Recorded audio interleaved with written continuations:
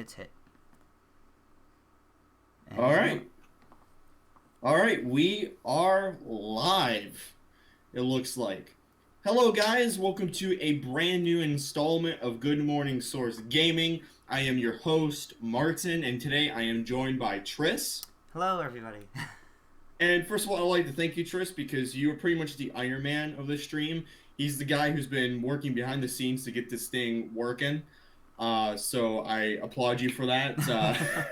It was a huge effort because Colin isn't here today, unfortunately.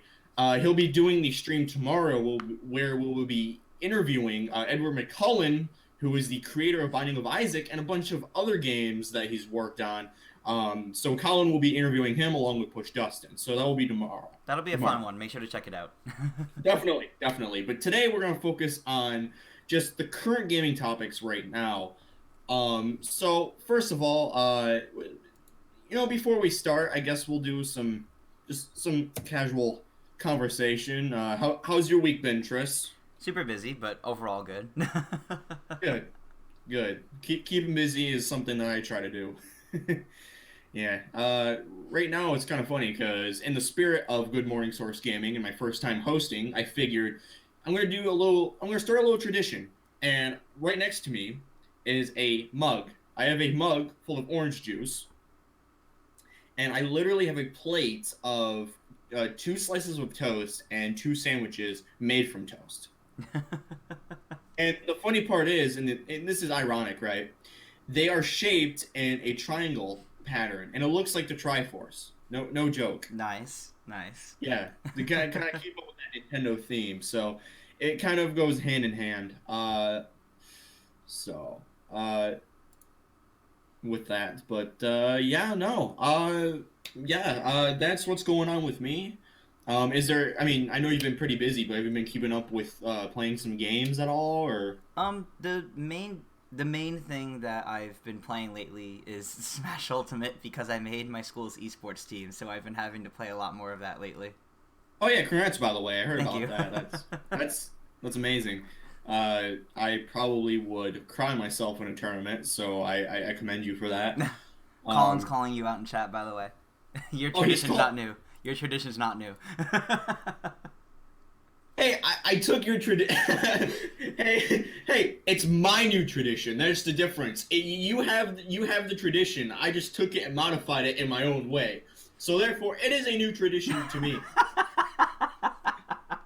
And thank you for the super chat, by the way. I guess they say money talks. So guys, if you're disappointed, you can talk in super chat. Speaking of super chat, actually, we'll be doing a little Q&A thing at the end of this live stream. So if you really want your questions answered, just ask away at that portion.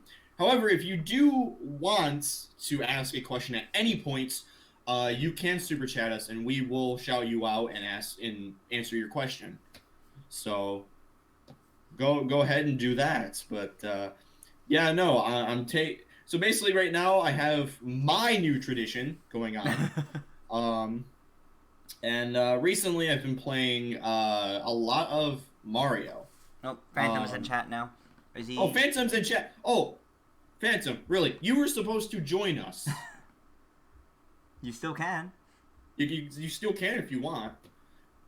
He's literally a Phantom. He's there, but he's not there. So. Or you can do it the Colin way and use a super chat to shout us out. So, but that's up to you. But no, I've been playing a mod called Newer Super Mario Bros. Wii. I've talked about it a lot. I have talked about it a lot for the past 3 years. What? It was supposed to be 1:30. 1:30? No, we said 1. We said 1. Phantom, you're late. We said 1 specifically to keep with the times of tomorrow. So, my boy, you late. And then it took me a while to get things set up because I didn't have the assets. That's true. That's true. So, but hey, if you still want to join, you can go. You can go. But yeah, so I've been playing a lot of Mario recently, that ROM hack or whatever. I'm at World 7 right now. Okay. World 7, and there's like extra worlds in the game. There's like worlds 8 through E. Oh, jeez. Yeah, That no is a joke. lot of extra. Wow. I was not aware that had that much extra to it. Yeah, it's 120 levels. Wow. Yeah, it's a really fun game, but it's also really big.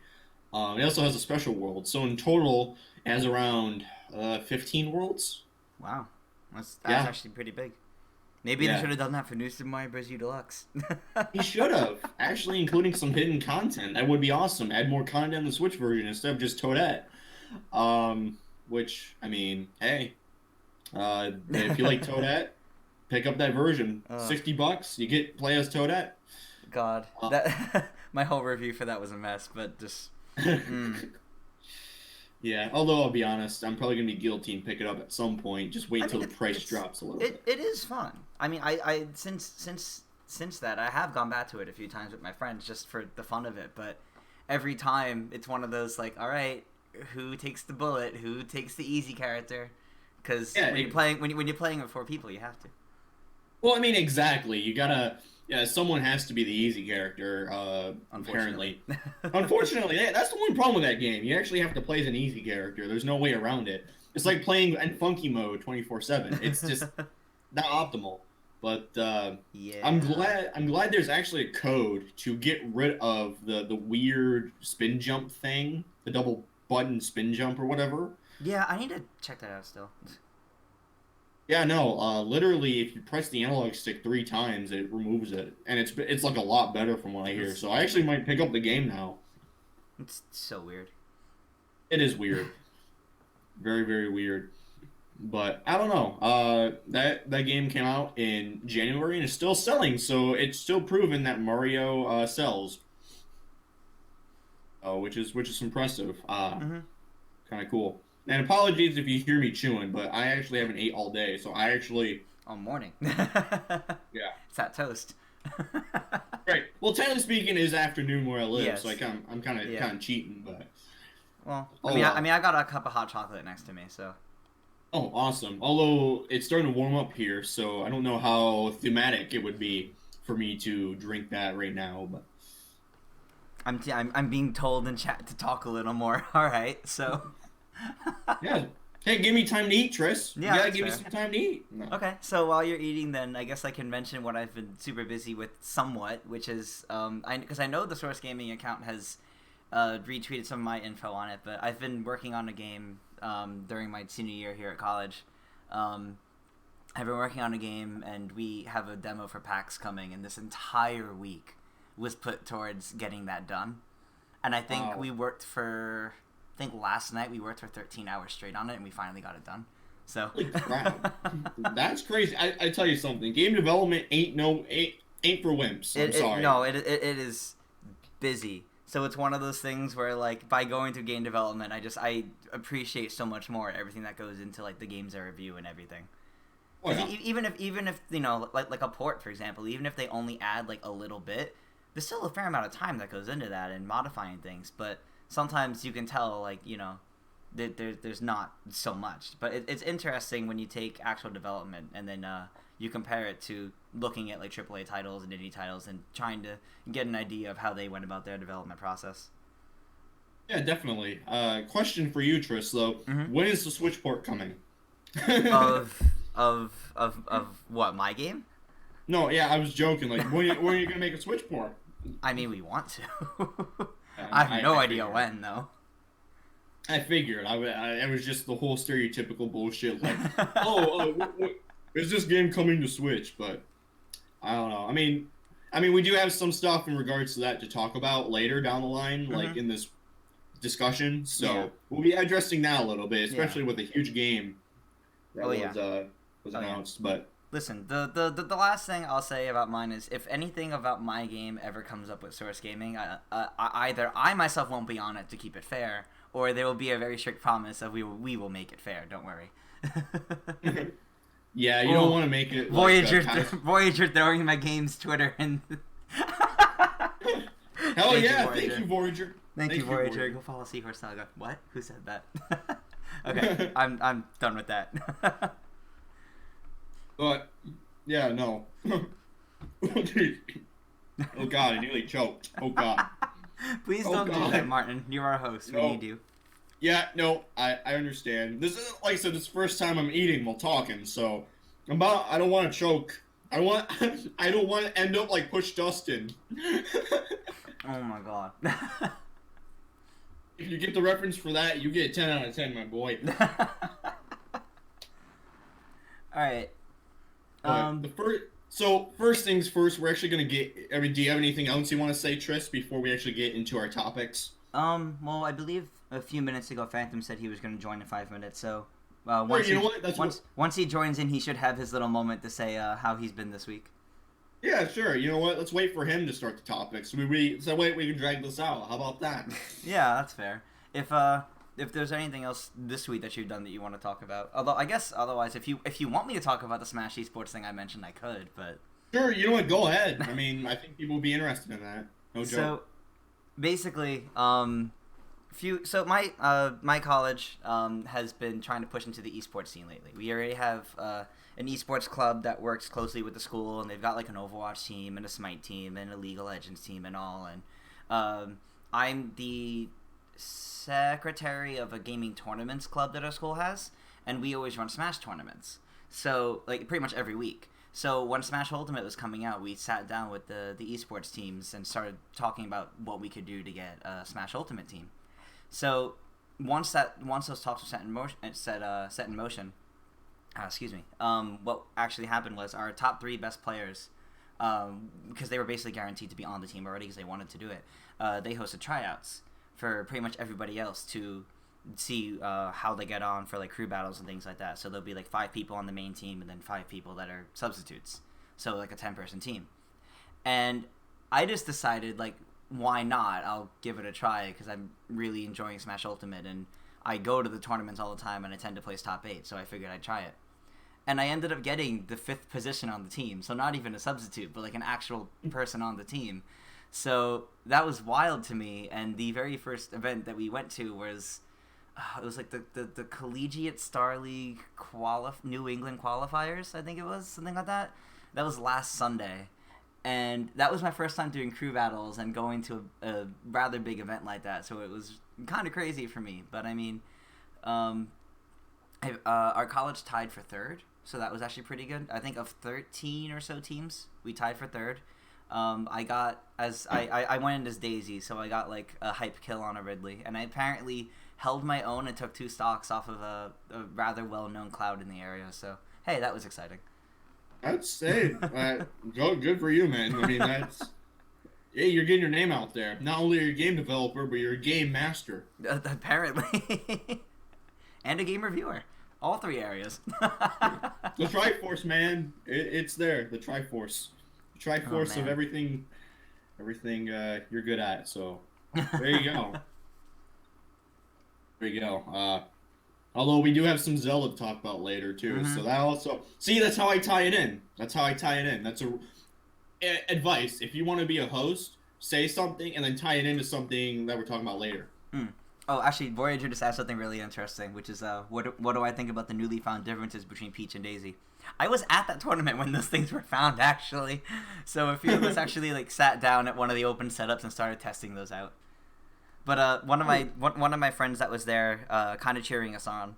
He goes by the tag Nuggets. He's in the top 5 in New England. He is a Peach main, a Daisy secondary. I realize how silly that sounds. He won that tournament. It was hype. I heard Phantom join, so I'm gonna put his icon Phantom. on. Hey Phantom, how you doing? Hello, can you guys hear me? You're really quiet, but I do hear you. Oh, what the heck? Okay, hold up. I gotta change my mic settings probably. Okay, yeah, that's why. Okay, that does sound better. How about now? Sounds good. Okay. Welcome. Good morning, I guess is what it's afternoon. Good morning. It's morning somewhere. I guess if you want to count that. Yeah, I'm technically not eating breakfast. I'm eating brunch. That's how I'm rolling. Waffles. But yeah, trying to clear up my space here. Apologies about my pausing, but Yeah, no. So, Phantom, how's your week been? Um, could have been better. Oh. Been better? Uh, had a Japanese quiz yesterday. Had a geography quiz for U.S. history on Monday, and I didn't do well on that. Oh. I, Sorry to I hear. already know because I didn't. I forgot to check my email, my student Oh. email, where he said, "Hey, there's gonna be a quiz next week," and I completely missed it. Oh. That Oh sucks. boy, that Yeah. sucks. What else happened? I think that's really it. I guess the only good part about this past week was the Google Box announcement, and that's it. If you really want a Google box, just like grab a cardboard box that says Google Cardboard on it, and That's then not the put box like I'm talking about. put like a PlayStation 2 in it. There you go. You play better games. Uh, but yeah, no, we'll get into that stuff later. Have there been any games like you've been playing Phantom at all? Absolutely not. I haven't. So I haven't touched Smash Brothers in like 2, 3 weeks now. Ooh. Okay. The last game I played was Bayonetta on the train, but I already beat Bayonetta. I was just to play it, So, but other than that, I have not touched any games. Mm. No, understandable. I mean, we all are busy in a certain way. I mean, if you're developing a game for 12 hours, or if you're dealing with quizzes, I mean, that's hard. I mean, I'm going through college right now, so I understand the struggle there. Yep, and I'm apparently graduating in 2 months. Really? Yep. That's not. That's congratulations. Thank Oh. you. Yeah, I'm probably gonna be in school for like 4 more years, probably 8 more years. So, Oh boy. yeah, long ride. So we'll see how it goes there. But yeah, no, yeah, that's understandable. And I guess you guys ready to move on to the next topic? Do you guys have any final things to say, or what you did, or? I guess we need Breath of the Wild, honestly, because I want to play in Breath of the Wild, but it's like I already beat it in DLC, and I just don't want to buy. I don't want to buy. It's just like, oh my gosh, no video game makes me happy anymore. Oh boy. Yeah. I need another Breath of the All Wild. right. Well, Well, I guess we'll. I would say, because it's relevant before we move on. Voyager says in chat next week he starts a new postgraduate diploma and he's scared. I wish you luck, Oh. Voyager. Congratulations again. Congrats. Okay.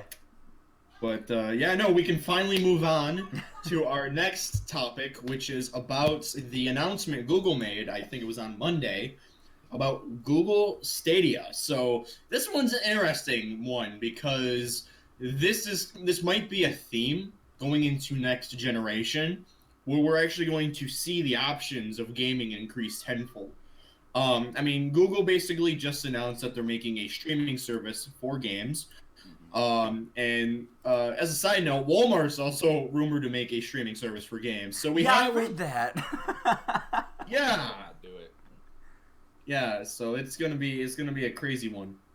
But basically, at GDC, Google announced a new streaming service. It's gonna have some interesting features, like being able to possibly get like a save state, I would call it, from a streamer, and then use that to continue playing the game where they left off, like some weird stuff like that. They also said that they actually went into the hardware details of what's going to be on the servers. Like, it's going to be obviously more powerful than the Xbox One X, which makes sense. I mean, it's a streaming platform, so it's got to be more powerful. And they also said, too, that they'll be able to increase the hardware whenever they want, which makes sense because it's streaming. So a lot of the stuff that they announced was logical with streaming, essentially. So a lot of the staples you would see in there. Although this being Google, this means that it will have YouTube integration, as well as, I believe, like YouTube integration, and then I think actual just like I think Stadia will be a normal menu icon when you go into Google.com. So stuff like that. So it's pretty standard stuff. They announced that Doom Eternal was coming to the streaming service. Yeah. Makes sense. They also had what's his name? Dylan Cuthbert from Q Games, the guy who made Star Fox, along with Shigeru Miyamoto. He's making a brand new project exclusive to Stadia, which is interesting. Wait, are you serious? Really? Yeah, no, he was at the conference. Oh, whoa, okay. I didn't know that. He was at the conference. And this is pretty much going to be the only competitor so far, if Walmart doesn't get involved, they'll compete with Google, not Google Cloud, but the Project X Cloud from Microsoft. So this is basically more towards that than consoles itself, because there were some rumors that there was going to be a consoleized version of this thing, and that didn't come to pass. So it's just a streaming service, basically. So if you have a Chromecast, there you go. And they also announced a controller as well. That's going to be a crucial part of the experience, because apparently you can only use this on Google devices, obviously, and PC too. But it apparently is supposed to help alleviate the latency issues a little bit, supposedly, according to Google. I don't know how that works. Apparently, there's Wi-Fi built into it, and all I can think of is I can't wait till hackers like get into it and run NES code on it. That's just me. But that's pretty much it. That's pretty much it. They have a controller that has Wi-Fi capabilities, and they're integrating it into YouTube, and they have a bunch of these other features. So I'm gonna ask you, Phantom, like, what do you think about Google Stadia or the Google Box or Google Cardboard or whatever you want to call it? Call it? I'm gonna keep calling it the Google Box. So, sure. So it's kind of weird because I like the concept, but there's still certain things that I don't understand about it, like how you're explaining how the controller is the main part of it. That's basically what gives you access to use playing the games. But it's like they also said it's gonna work with other controllers. So it's like, okay, if I'm using it with other controllers, will the Wi-Fi get worse when I'm playing the game? Like, will it be less responsive, or will it work the same? We still don't know a price, which is what I want to know. Because if it's just a controller, and then if the controller, I hope it's not like $2 for just a controller, like how a Pro is $70. Other than that, it's really cool. Like, I really dig the game where, like, if you put different images, it changes the entire art style of the game. That really had me hooked. The being online when your favorite streamer is playing a game, like, okay, and I could just join. For something like Smash Brothers, for that, but like, hey, join your game and not have to type in not get the arena code or your friend code or something like that. That's way easier than like what Google is doing. Other than that, I did also what other games are going to be on there, because they showed Final Fantasy 15. I think it was some version of 15. They didn't bring it on stage or anything like that. So it's like, I hope it's not like another Netflix reveal trailer situation. Right. What do you think, Tris? About the thing as a whole, or about that specific aspect of it? Just as a whole. So I'm very torn on it, because everything I've seen from it is interesting, but nothing about it has wowed me yet, and I've seen more negativity towards it than anything positive. It feels very early for something like this, if that makes sense. Like, I was having a conversation with my friend about it, and he was saying there's so many places where, one, this kind of service will just heavily get throttled. So, because of how internet heavy it is, it just won't work super well. One of the things my friend was actually saying was, if this came out, or even was just announced after, like, 5G went everywhere, instead of just the few places it is now, then it might be better. But it feels rather early to have something like this. If it was like even just a couple years from now, it might be a little more in place with the times, but it's very internet heavy at a time where it's not actually going to be able to run optimally pretty much anywhere. Here's my take on this, and it's probably going to be a heavy one, so brace for it.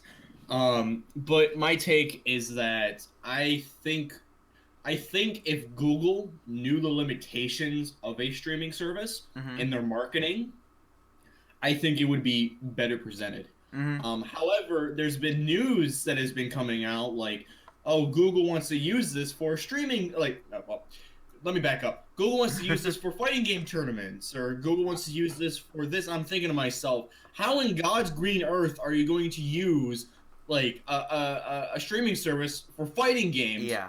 When the servers are all the way on the Galapagos Islands somewhere. Like, I'm sorry, but there's going to be so much lag, and even people who've been trying it out have been saying it's kind of like there is lag. You can't do a Hadouken in Street Fighter V with that amount of lag. I'm not trying to rant here, but goddamn, like, wow, I'm starting to turn into Colin. You gotta make up for him not being here. You know what? Fine. Goddamn, like it's just it's crazy. Like just thinking about it, because I mean, how else are? I mean, here's the thing, right? If Google was going to provide a box, right? A box that could like give minimal lag to fighting game tournaments that did all the processing power locally, that would negate the whole point of Stadia in the first place, and they would admit defeat on their own brand. So yeah, it's legit. The logistics of it are just random. Now, for the concept itself, I'm actually fine with it. I'm fine with what they're trying to do, and I'm fine with what they're trying to get at. However, I've been saying this for a while. Like you said, the internet connections aren't up to snuff that much, No. mainly because of internet service providers. Mm-hmm. You know, we just had net neutrality repealed, which, I mean, in the United States is kind of bad when you look at it. When countries like India have net neutrality, even though they have authoritarian governments, I mean, that's kind of how fucked up it is. Sorry, but like, it kind of goes to show, like, the ISPs are going to limit like connections because that will save them money, but it will prevent Google from doing something like that. And especially when you go into different cities where Google has been trying to put Google Fiber in, and all these like governments have been fighting back against them. Yep. You're gonna have a hard time. You're gonna have a hard time. A time. Oh man, no, I say time a lot, but yeah, no, they are going to have a hard time with that, and a bad time too. But it just, I don't know. I'm fine. I'm fine with the concept. I'm fine with the option. If people want to stream it and they have good internet, go for it. As long as physical media, or at least this digital content, can still be downloaded and I have the game's files in my hands in some form, I'm fine with it. I don't think streaming is going to overtake gaming. I think it's going to be it's going to be a feature alongside digital content, or physical media. It's going to be coexisting. Like, for example, Netflix basically took over the industry, but you still have physical media for DVDs around. They still make DVDs. If you want, you can still get music CDs if you want, for some weird reason. CDs. Hell, you can burn CDs if you want. You know, I got my Shovel Knight soundtrack back in 2015 with the game that came out on Wii U, and I burned it to a CD to preserve it. So well, I mean, yeah, because it's not to dive into like really heavy things, but I mean, there was that thing that just happened, I think, earlier this week with MySpace losing like what was it, like 10 to 12 years worth of digital music that was uploaded to our servers. I heard about that. Yep. And that just kind of shows like, and the problem was just they changed servers and they lost all that. So when you have something that's entirely digital and only that, and no physical copies or saves or even just backups of it, you run the risk of something like that happening, and it's gone forever if it was only there. The shocking part of that headline was seeing MySpace for the first time in like 10 years. I thought they actually went the way of the dodo, but they're still technically around. So that's impressive in my book that they're still around themselves. But yeah, they should have been more careful and like making sure that the music was preserved. Right. Another yeah, go ahead. Another thing with it, like how you guys are talking about like internet connection, like you also have to take into account like some people's internet just doesn't work even though it should be working. Like sometimes with my internet, if one of the wires isn't, what the heck is going on outside? Who's trying to intrude on your house?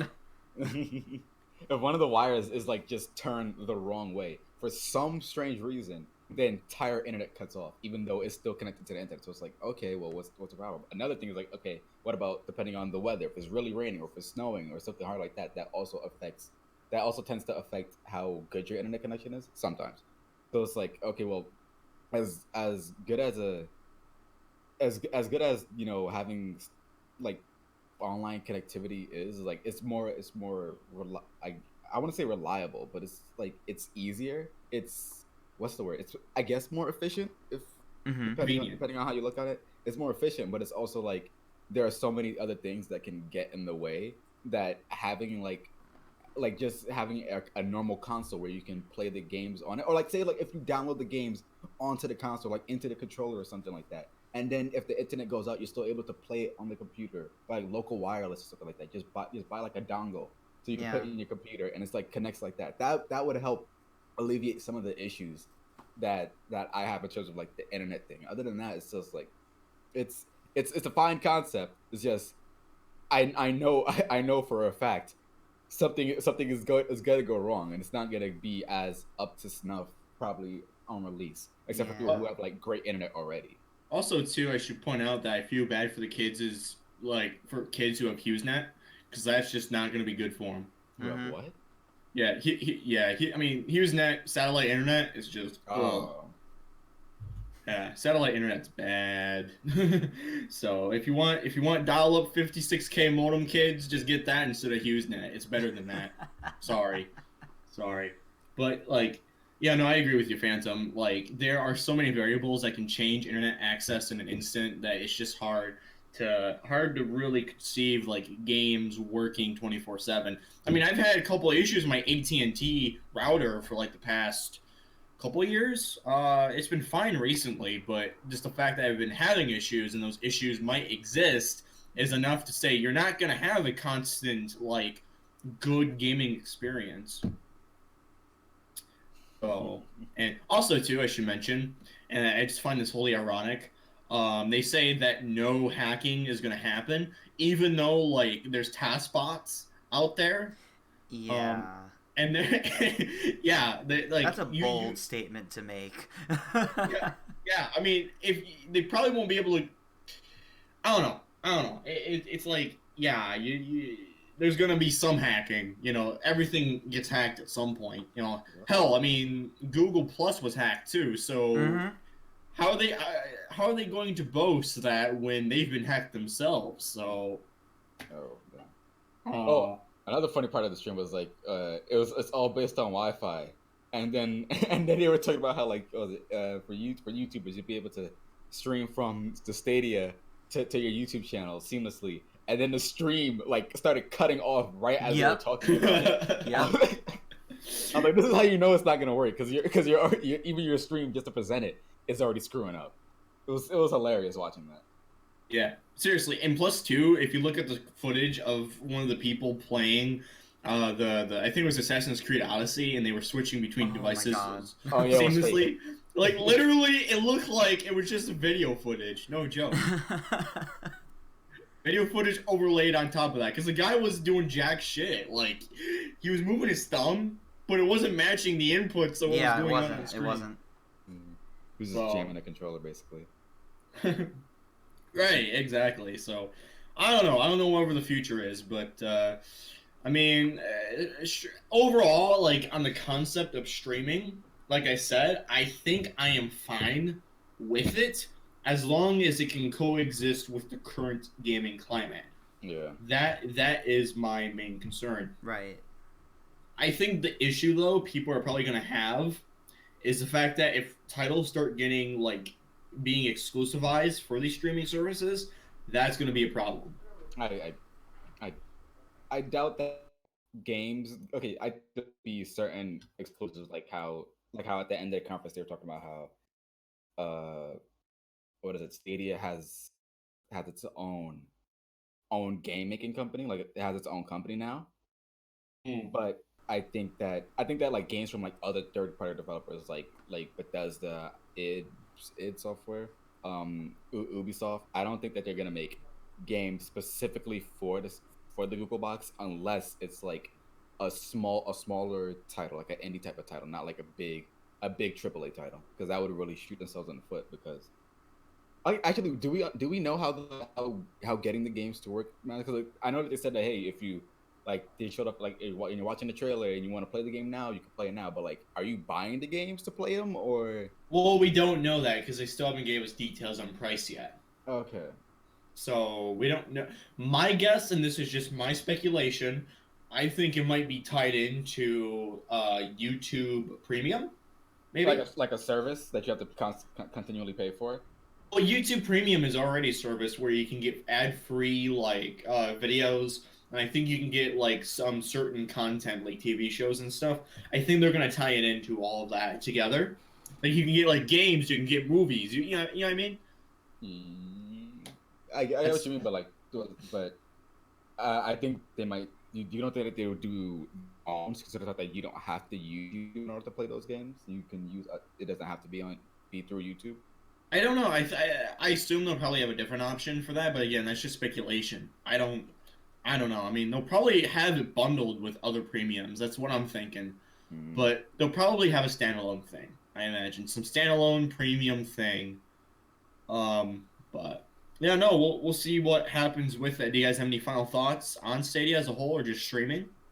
I think personally, it's definitely something that all these initial thoughts I think could change depending on how they choose to address it and how they go about it from here on out. They could be very tone deaf about it and really not fix things about it and just keep going as is, and then we'll see how that goes. Or they could actually try, depending on how well they respond to the initial feedback, things could probably turn out a little bit better for it, but I don't exactly have high hopes for it, to be honest. Do you have any thoughts, Phantom, or? I think I've said all I can.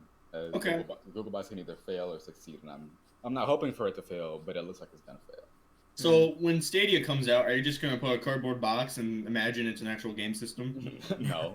Well, then why are you calling it a Google Box? And you gotta be authentic, Phantom. But okay, it's called Google Box because they're trying to make a console, but it's not actually a console. And that was it. And like when they were showing the little developer kit thing or whatever, it's like where they have like the I don't know what it's called, where the thing is, the servers or whatever, where the servers are. It's a box, and that's what the whole thing that makes Stadia work. So it technically is a Google Box. So you know, I'm gonna be honest. They should have called the system, like not system. They could have called the service. The service. Yeah, the service a better name, because apparently the code name of the entire service, or at least the development kits, were metallurgy. What? Yeah, according to Liam Robertson, it was metallurgy. What is that supposed to mean? Kind of like a metalworks forge almost. And sounds more interesting. Yeah, they could have called it Google Metallurgy. I would have. Yeah, it sounds terrible, but it actually would have been. It would have made Google more of a laughing stock, and I think that would have been awesome.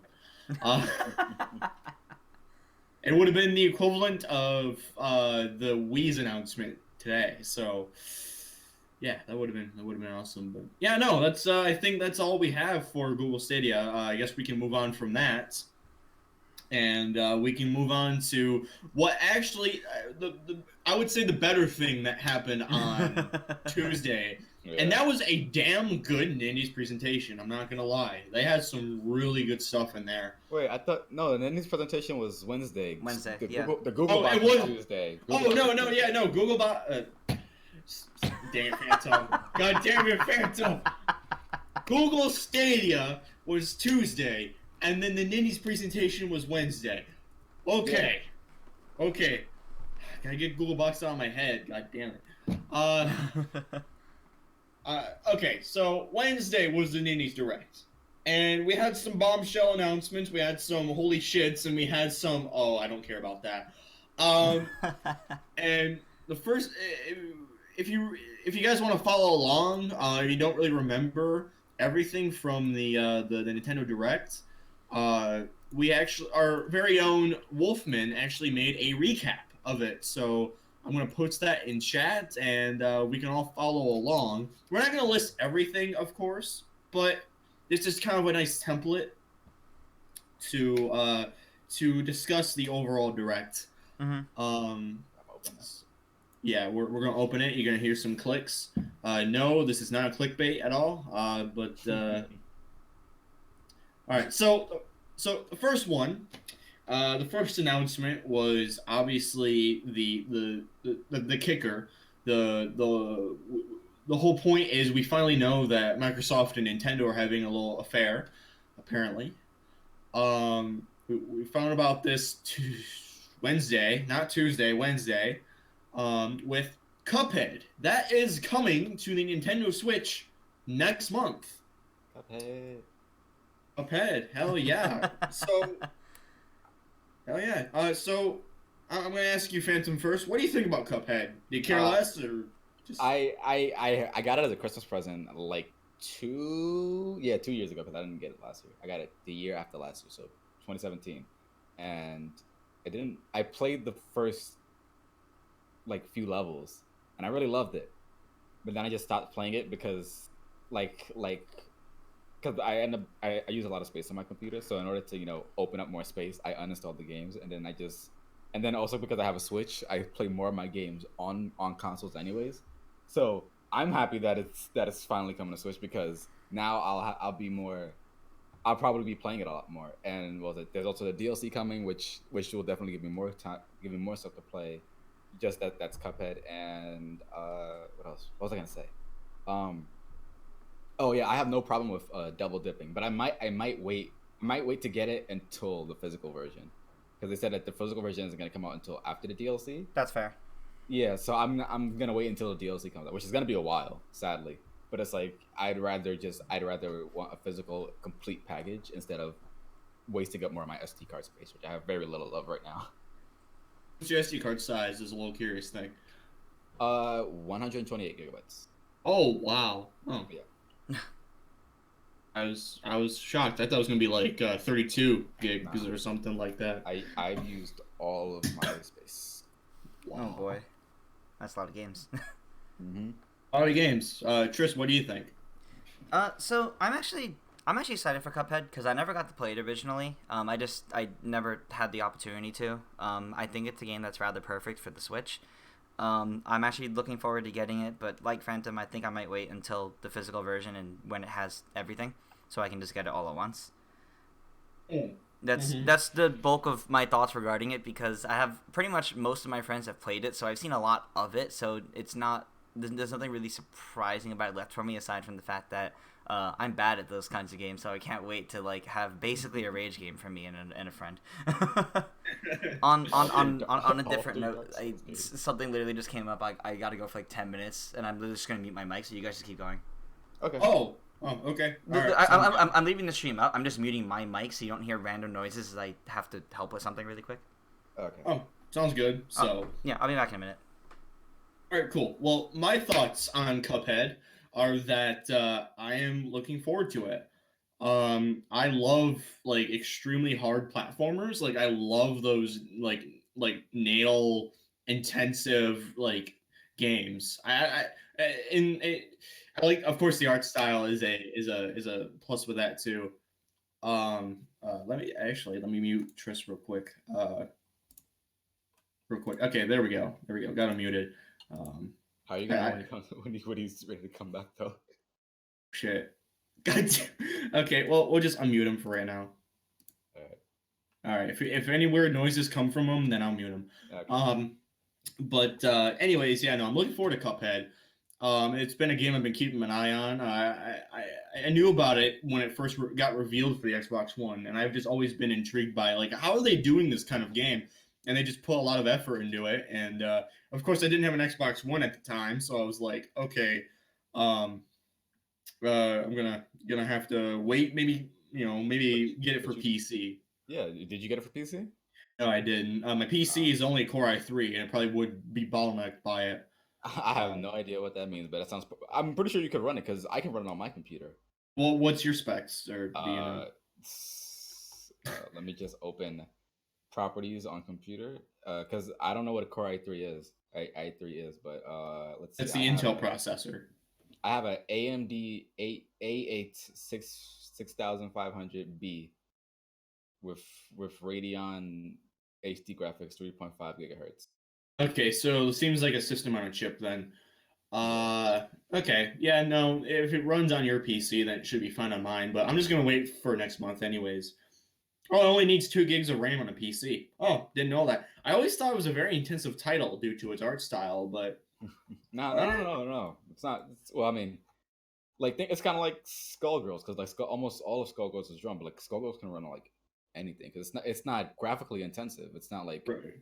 I guess it's not like rendering anything. I believe it's not like rendering anything in like real time. It's just you're playing the game. I don't know. Of course, I don't know. I don't completely know what I'm talking about because I'm not into that. I don't know that technical aspect, but I would say it's kind of like running a Flash game where it's like if there's a lot of stuff going on, yeah, at one point it may slow down a bit, but it's not gonna like it's not like your computer can't run it.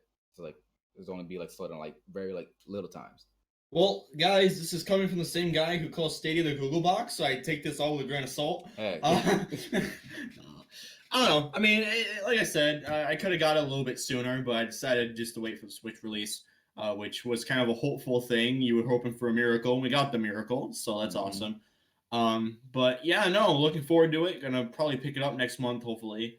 Yeah, I'll probably pick up the physical release too, so I'll be double dipping, which I'm fine with. But yeah, no, it looks like a pretty good game. Also too, there's a lot of other indie games in here. Is there any specific ones you want to talk about, Phantom? I like to name out some ones really quickly, just I guess just to go through it because I haven't looked into all of it. I'm just going based off the trailers. From what I saw, Overland. Hold up, I think somebody. Okay, no, that's episode. My bad. Overland, the turn-based strategy survival game with randomly generated elements. That's cool because it has a cool looking art style, and it also it's kind of like an open world game where it's randomly generated. So that's something I'm interested in. My friend Pedro looks the action of that game looks really dope. Like I want to play it. I don't know if it'll be something I'll enjoy in terms of like it looks like it'll be pretty hard, but it looks like a game that I'd enjoy playing. Neocab has a nice art style. The Red Lantern is interesting, the one with the dog sledding. What else? Katana Zero, that one's really cool. Rad. Creature in the Well, the pinball action game. That looks really cool. And I guess Blaster Master Zero too. That I want to get. I'm gonna get that eventually. Okay. Oh yeah, no, Blaster Master 02, I fangirled over that. Like I was all I was glad that thing was announced because when I played of the first Blaster Master Zero, like I fell in love with it instantly. I didn't complete all of it, so I still need to go back and complete the first Zero one. That if that makes any sense. First Zero One. Zero One. First 01. Why? So I'm gonna have to complete that version, and then I'll probably get the second one. I'm looking forward to that. Right. Now the last one I think we'll talk about, and honestly, it makes me sad because Tris isn't here to talk about it because he's a huge Zelda fan. Is Cadence of Hyrule by the same developers who made what is that game called? Something in the Crypt. The Necro Dancer, I think it's called. Oh, Crypt and the Necro Dancer. Yeah. I heard about this game. Literally the same. I hear the same line just in every single reaction video I watch. Oh, I heard of this game and I wanted to check it out, but now I'm going to check it out. Like, I've seen this game, and I was like, okay. I've heard Colin talk about it a couple times. I've heard it mentioned in the chat a couple times, but I never really connected. Like, I never really like looked into it that much until now, where the Zelda thing was announced. So, like, what do you think, Phantom? Like, do you have the same reaction everyone has? Like, oh, well, maybe check. I've heard of Necrodancer, but I've never actually seen it. I just heard about it in title. Then when I saw the thing that really caught me off guard the most was just like Nintendo is letting indie developers use their IP. That's still the thing that still blows my mind.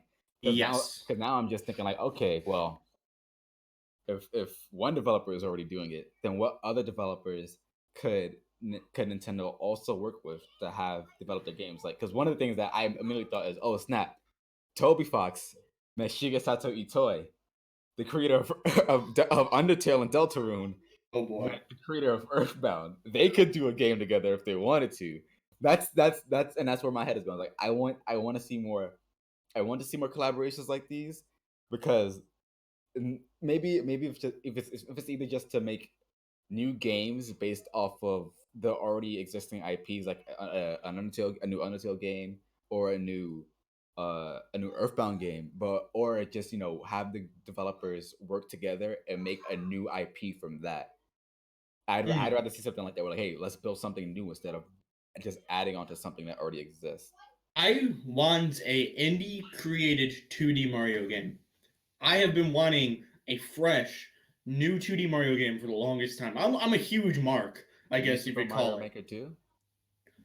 I'll probably get Mario Maker 2, but I always liked the progression of a Mario game. Like for Mario Maker 2, everything is like infinite, so you don't get like this feel of progression. Uh, And I like progression. I like finding out what the world themes are, what unique mechanics they're going to add, what new enemy. You know what I mean? Like that's what I like. I get And that. for the two, recent 2D Mario's, they've been kind of letting me down because they have the same music, the same themes, a couple new enemies here and there. It's just I don't know. I want something new. I want something fresh, not called new, but new. Like Yeah, yeah. Okay, yeah, I kind of forget. I kind of forget. Always forget that there's actually a new Super Mario Brothers franchise series. yeah, exactly. My kind of hidden hope, pie in the sky hope, is that the fan game Super Mario Flashback, whatever it's called. Have you heard of that, Phantom? I think Ant Dude mentioned it in a video. I Yeah, think. yeah. It's basically this stylistically overhauled 2D Mario game mixed in with some elements from 3D World and some like 3D Mario elements. Like you can of course ground pound, but you can like I don't know. It's more reminiscent of the art style of the Mario RPGs, but mixed in with the fundamentals of 3D and 2D Mario. It's a very fascinating title.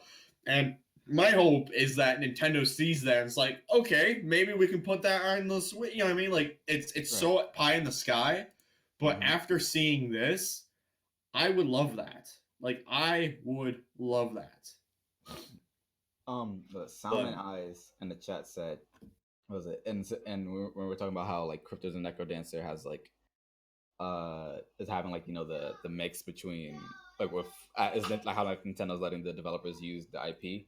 He was saying that it's not new because Nintendo had both put Nintendo cameos in third party games and supported indie games. Well, I mean, it's not new that they have cameos in third party games, like how you have costumes for those characters, how you have costumes for like what Peach, Samus, and Daisy and Bayonetta. But it's like I think there's a difference between cameos and actually making it so that you're having a different developer make a game featuring your IP. Like that is kind of like thinking about like the say if Knuckles wasn't owned by Sega and it was like say if Knuckles was owned by Capcom and then Sonic 3 came out and it's Sonic 3 and Knuckles. Then it'd be like, okay, this is a game featuring a character from a different IP, and you're able to play it together. It's like maybe if you want to consider Smash Bros. Like where it's like it's one developer like Sora and Bandai Namco taking like all these characters together, and then you're able to play with them all. But it's like for an indie developer, I wouldn't consider it the same thing at all, because first of all, they're indie developers. They're not as much as attention and support Nintendo gives them. I think Nindies I think indies in general are still looked down upon as not being as important because people, what was it? I'm pretty sure in the Nintendo chat in our server, people were already saying, "Man, it's just gonna be Nindies. I don't really care about them." And Colin is a big supporter of Nindies, so it's like for people like him, I know that indie games means a lot because it adds much more value to the system. So when you're having Nintendo let these developers who are already kind of looked down upon for being an indie, and you're letting them use their IPs, you're kind of bringing them up to the level of a third party developer. Even though technically any developer is a third party developer, but they never looked at the same thing. So they're really I think Nintendo letting I don't know the developers off the top of my head, but the people who created Cryptid the Necrodancer, Nintendo letting them use their Zelda IP, I think is giving them even more support than they already had. yeah, because and as someone pointed out in chat, basically Nintendo is kind of like Disney. Disney is very, very strict about their core IPs. You know, Yeah. Pokemon, not Pokemon. What the fuck? Uh, not Pokemon. Oh my god. I Disney owning Pokemon would just be weird. Please I no. mean, Uh, they own the rights to show it on TV. Now they do. oh, they True. do. They do partially own the rights to Pokemon, so technically I'm right, just in a weird way. Well, my bad. License to air the TV show. That's what I meant. My bad. License, yeah, I know. Yeah. Basically, they own core IPs of like Mickey Mouse, Donald Duck, and stuff like that, and they only use it for strict things. And basically for Nintendo, it's kind of a similar way. They used to be like that, and now they're starting to open up with Mario and Rabbids, and then this with a Zelda-themed indie title, essentially based on the mechanics of another indie game. So that is really cool seeing that. And actually, Triss, it seems like you're back. Yeah. I'm pretty sure you have a lot to say about Crypto Necrodancer. Cadence of version Hyrule. with the- Cadence of Hyrule. Cadence of Hyrule. Yeah. That's my big hype that's my big hype from the Nindies Direct. I was not expecting anything like that, but as an indie developer myself, it's a huge deal when a large company like Nintendo lets smaller developers actually work their IP in any way, shape, or form. It was already a big deal when you got that with like Hyrule Warriors, the fact that they were letting another smaller company work, or not that small, but just a smaller than them company work with their IP, and then Mario and Rabbids was another kind of issue, kind of incident where they're sharing their IP with others to make like big level. This is not like a small spin-off title. They're pushing it as big as they typically do their own titles. So when you got that with Hyrule Warriors, when you got that with Mario and Rabbids, it was a big deal. Now it's reaching indie levels where you're getting that with, Legend of Zelda. And it makes so much sense because of how much of a focal point music is in the Zelda series that, yeah, a rhythm, I guess, puzzle, adventure, etc., you want to call it, game, it makes so much sense. But the fact that this indie developer still has majority control over making the game, and what I would assume is they had to just keep checking with Nintendo, and Nintendo has to approve decisions that they're making. Yeah. I think it's honestly fantastic, and I think if this goes well, which it's already looking to do, I think it really opens the way for a lot of other potential things like this happening.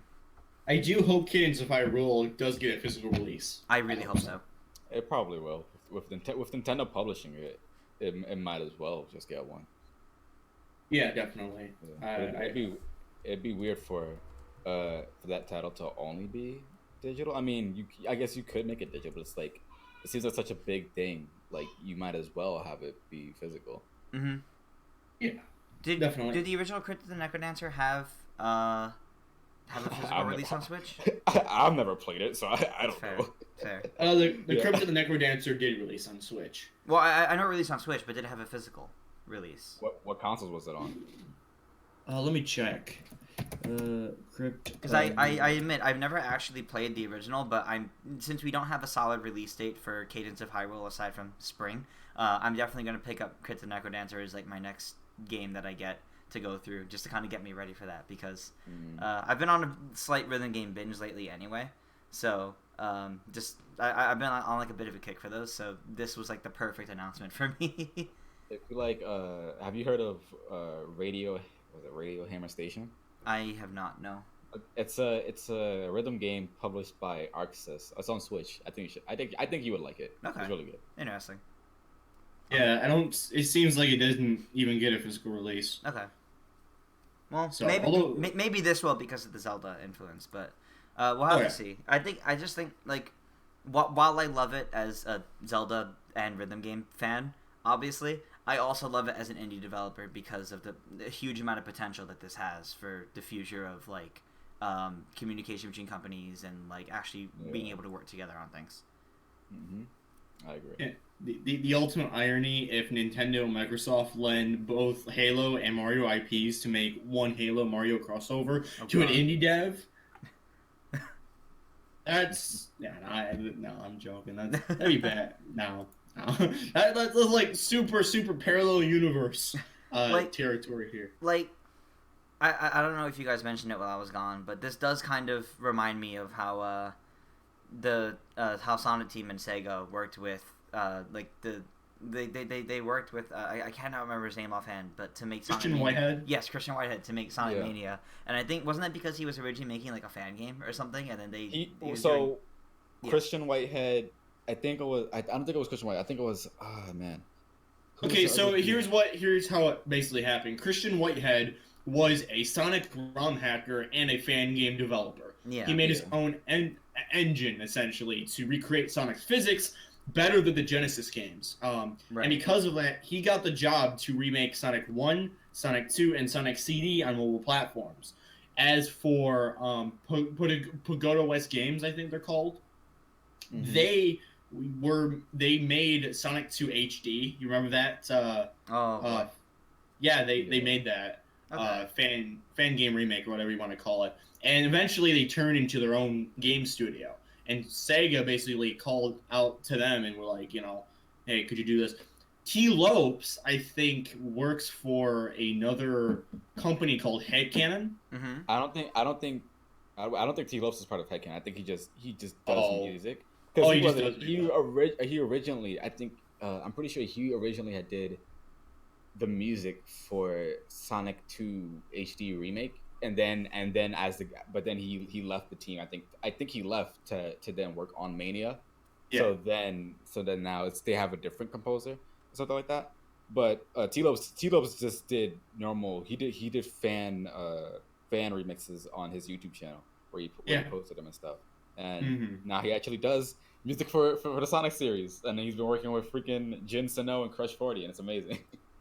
It is crazy. It is crazy. Same thing with the Detective Pikachu movie. They actually found on a Google page someone making realistic Pokemon art. Remember that? Yeah, and then they got him for it. Yeah, I remember seeing that art when it first came out. I was like, holy crap. that brings me back. Like, damn. But, Tris, do you have any, indie games that stuck out to you during the presentation? So aside from Cadence of Hyrule and, Cuphead, as odd as it is, I'm also so happy to see Stranger Things 3 in the game, because I'm a huge fan of that series on Netflix, and the fact that the announcement came out the trailer came out the same day as the trailer for the actual season, that made me pretty happy, and it looks like a fun little game, honestly, that I'm looking forward to trying and getting when it comes out. Okay. Those are probably my biggest highlights. Everything else in the Nindies Direct actually looked pretty interesting. There was nothing that I kind of looked at and just kind of like, nah, I don't care. But I don't know how many other ones I would get. Maybe Katana Zero, because that actually looked really interesting. But nothing else was like major standout to me, I would say. For me, like I said, Cuphead was cool. Cadence of Hyrule was cool. But I still got to go with Blaster Master 02. That's that. bad. I love the art style of the first one. The art style of the second one looks the same, but still badass. Yeah, so that was the highlight for me. I like that. Do you guys have anything else to say in general about the presentation? Damn, I was gonna say something. I hope that on the day that Stranger Things 3 releases, Netflix also comes to the Switch. I want it to happen. Nice. I don't think it'll happen, but they even mentioned in the Nindies, like, hey, it comes up the same day as Stranger Things 3 season 3. Because I was like, okay, hopefully, like, if you're gonna mention that, you might as well just put Netflix on the Switch, like, please. That'd be great. I'm just confused why it's not already on the Switch, if anything. It's up to Netflix to do it. So it's like, if Netflix isn't doing it, then yeah. I'll be honest though, maybe Hulu is paying Nintendo hush money. Nah. Well, why get hush money from Hulu when you can also get more money from Netflix? Still having Netflix on it. Well, we could get more money by having both on your platform. Yeah. Yeah, I don't know, man. Nintendo's weird. This is the same company that released 7.0 and only had Toadette avatars. So true. And still no themes. Anyway. Still no themes. Still no proper data management, Nintendo. I don't know about themes. We don't need Alright. We got Alright. So the next topic is about a topic that, first of all, I'm not this kind of person. I'm not into the series, but Triss and Phantom are. So wait, Phantom Thieves? Eh? Oh my gosh. Hey, I gotta give brownie points for that one, man. You know it was coming. I made it up first before Persona 5 was even a thing. Oof. Hey, my man, you never saw it coming. Shut up. So yes, our next topic is Persona 5: The Royal, the Royale, the Royal. I've actually heard people say the Royale. I'm like, no, there's no e at the end there. Don't you dare. It's the Royal. So right off the bat, because Martin, you said you didn't know much about this, so I'll start off with this one. There is heavy debate. And first of all, even before the debate, there's people annoyed that like, oh no, it was just another teaser. Well, yes, Persona Super Live is at the end of April, and that's always when they have their big announcements. Yeah. So of course they're gonna save the true big announcement until then. But teasers, Atlas is always known for doing that. I'm pretty sure there was like a solid year and a half of teasing for Persona 5 before the first actual trailer for it. I remember the original trailer. Like, hey, okay, no, so it was like, I don't remember what year this was. Maybe 20. When was Persona 5 originally supposed to come out? Like 2013, it was originally supposed to come out like 2014, 2015. Okay, yeah. So the Super Live, the Persona Super Live before the year that it was initially supposed to come out, they had the concert which showed off Persona 4 dancing, Persona Q, Persona 4 Ultimax. Yeah. And then at the end of it all, it was the first ever trailer for Persona 5, which was just the chairs in the red room. I was like, are you a slave? Do you want emancipation and stuff like that? Yeah. And then we didn't hear about it for like another year or two. And then I think the next trailer we got was when they finally showed the main character on the train. He's in the city, and then that was in the trailer. Yep. Yeah, there's a lot of like teasing that they tend to do, so this doesn't really surprise me that they're handling it like this. But with Persona Super Live next month, we can almost guarantee that's when we are going to get more info. But the heavy debate right now is if this character that was shown, this female character, is if she's a female main character or just a new character being added to the game in general. And the thing is that argument goes both ways, because sure, people slight kind of data mining spoilers here. People data mining Smash claim to have found references in Joker's data, or some data for Joker for a character with a ponytail. Mm-hmm. So they think there's going to be a female version of Joker. And then now with this trailer and that fact that this character has a rather huge ponytail, people think that confirms that she's the male. She's the female main character. But when when it's been translated, what she says during the trailer, she's kind of basically she's saying she doesn't agree with the methods of what the Phantom Thieves do, and that it should be done alone, kind of thing. Like the individual should make change, not them, and that very much makes people believe that she's someone against the Phantom Thieves, or kind of another rival character, so to say. So it's kind of tricky. I think there's a lot of ways that it could play off. I think because one of the things that I was thinking, like, maybe instead of the female character ends up not being as into the Phantom Thieves, then she wants to kind of do this, maybe do it on her own instead of relying on the other thieves as well. Yeah. Or maybe it's just like I think this is probably gonna be a spoiler, but because I've only watched the anime. Okay. And the anime, they are at the beginning of in episode 1. I think it's already pretty much like, hey, there's a traitor, so let's go back and basically the whole point for Surprise is like you're going through, it's kind of like all a flashback. Yeah. So basically explaining what the story is, and you're playing through that. So I think that maybe in the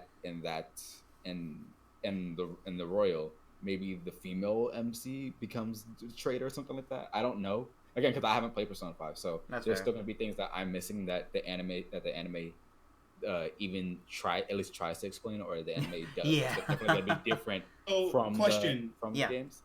question real quick. As someone who's not a Persona fan, excuse me a little bit of ignorance. It's okay. So you said the female character that was revealed today had a large ponytail, right? Yes. So when you factor in the file name that was recently found in Smash Bros. Ultimate, Yeah. specifically an animated file that said Jane ponytail, it kind of makes you think like, okay, it could be female Joker, Yeah. or it could be a separate skin, Yeah. or with the line that she said, she could be a totally different, person entirely. No. Or something. I'm gonna shoot it down right now because I don't think that part of me, although Sakura's probably working close with Atlas, to make sure that hey, this is a good representation of Joker. I don't think they would be like, hey, also, let's just slide you this character that we haven't announced yet, Jane from Persona 5 The Royal, and just put her in Smash. They could do that. I don't think they will, but one of the things that how you mentioned that it was recently found in the files was that didn't people also recently find like this model in Persona 5 Yes. where there was a character that looked like a female main character that was in the concept art for Persona 5? Yeah, I should mention the file name for that is like something is like Tesco or something like that, and like it looked like the word test was in the file name. So maybe they thought about it. Yeah, so literally it looks like a test model. Yeah, it was just found yesterday. It does look like a female character. People say it doesn't look like a female main character, but definitely looks like just another female character. And that model did lack a ponytail, but if it was from something early on, they probably hadn't designed her well yet. I will say, as a counterpoint to what you were saying of even though Sakurai is working closely with Atlas, they may not do that. Considering we have like the male and female variants for like Corrin, for example, and considering the way they're treating this, I'm gonna be completely honest and say I wouldn't be surprised if we don't even see gameplay of Joker in Smash properly until Persona Super Live, and then the Joker's release date being either right after that concert or just sometime during that week gets announced during it, shown, and coming after the trailer for Persona 5 The Royal, and then you see that character also shows, hey, she's in here too. Because I think that would be them trying to push it more, and they would want to double up with that. Now, while I don't know how well that would go over with people, as long as the two of them combined have alts that match all the rest of the Phantom Thieves, like in terms of palette, I'm A-okay with it. I'm gonna have to disagree there because you can go ahead, Martin. What I was gonna say was I'm gonna combat some of this with actual like strings found in the game's data. That's fine. I'm gonna use that to find a basis for my reasoning. That's hopefully. If there isn't any basis, let me know, and you can kick me off the stream. I don't care. You can become the host. You can become the host, Trist. You can be the Iron Man of the stream. But basically, here's what I'm thinking. I think it is possible that this Persona 5, our main protagonist, female character, long mouthful there. I think it is possible she might be a skin for Joker, and the reason why I say that is because if you look at the data that was found, the string that was found, it was found in garbage LVD data, which sounds weird at first, but that LVD file those files were in 1.0, I believe. Okay. They were in 1.0. And 1.0 is the base game. Base game. So it would have to be done a little bit beforehand. Now, the thing is, in the audio strings of the game, there are actual build dates for the game itself. Okay.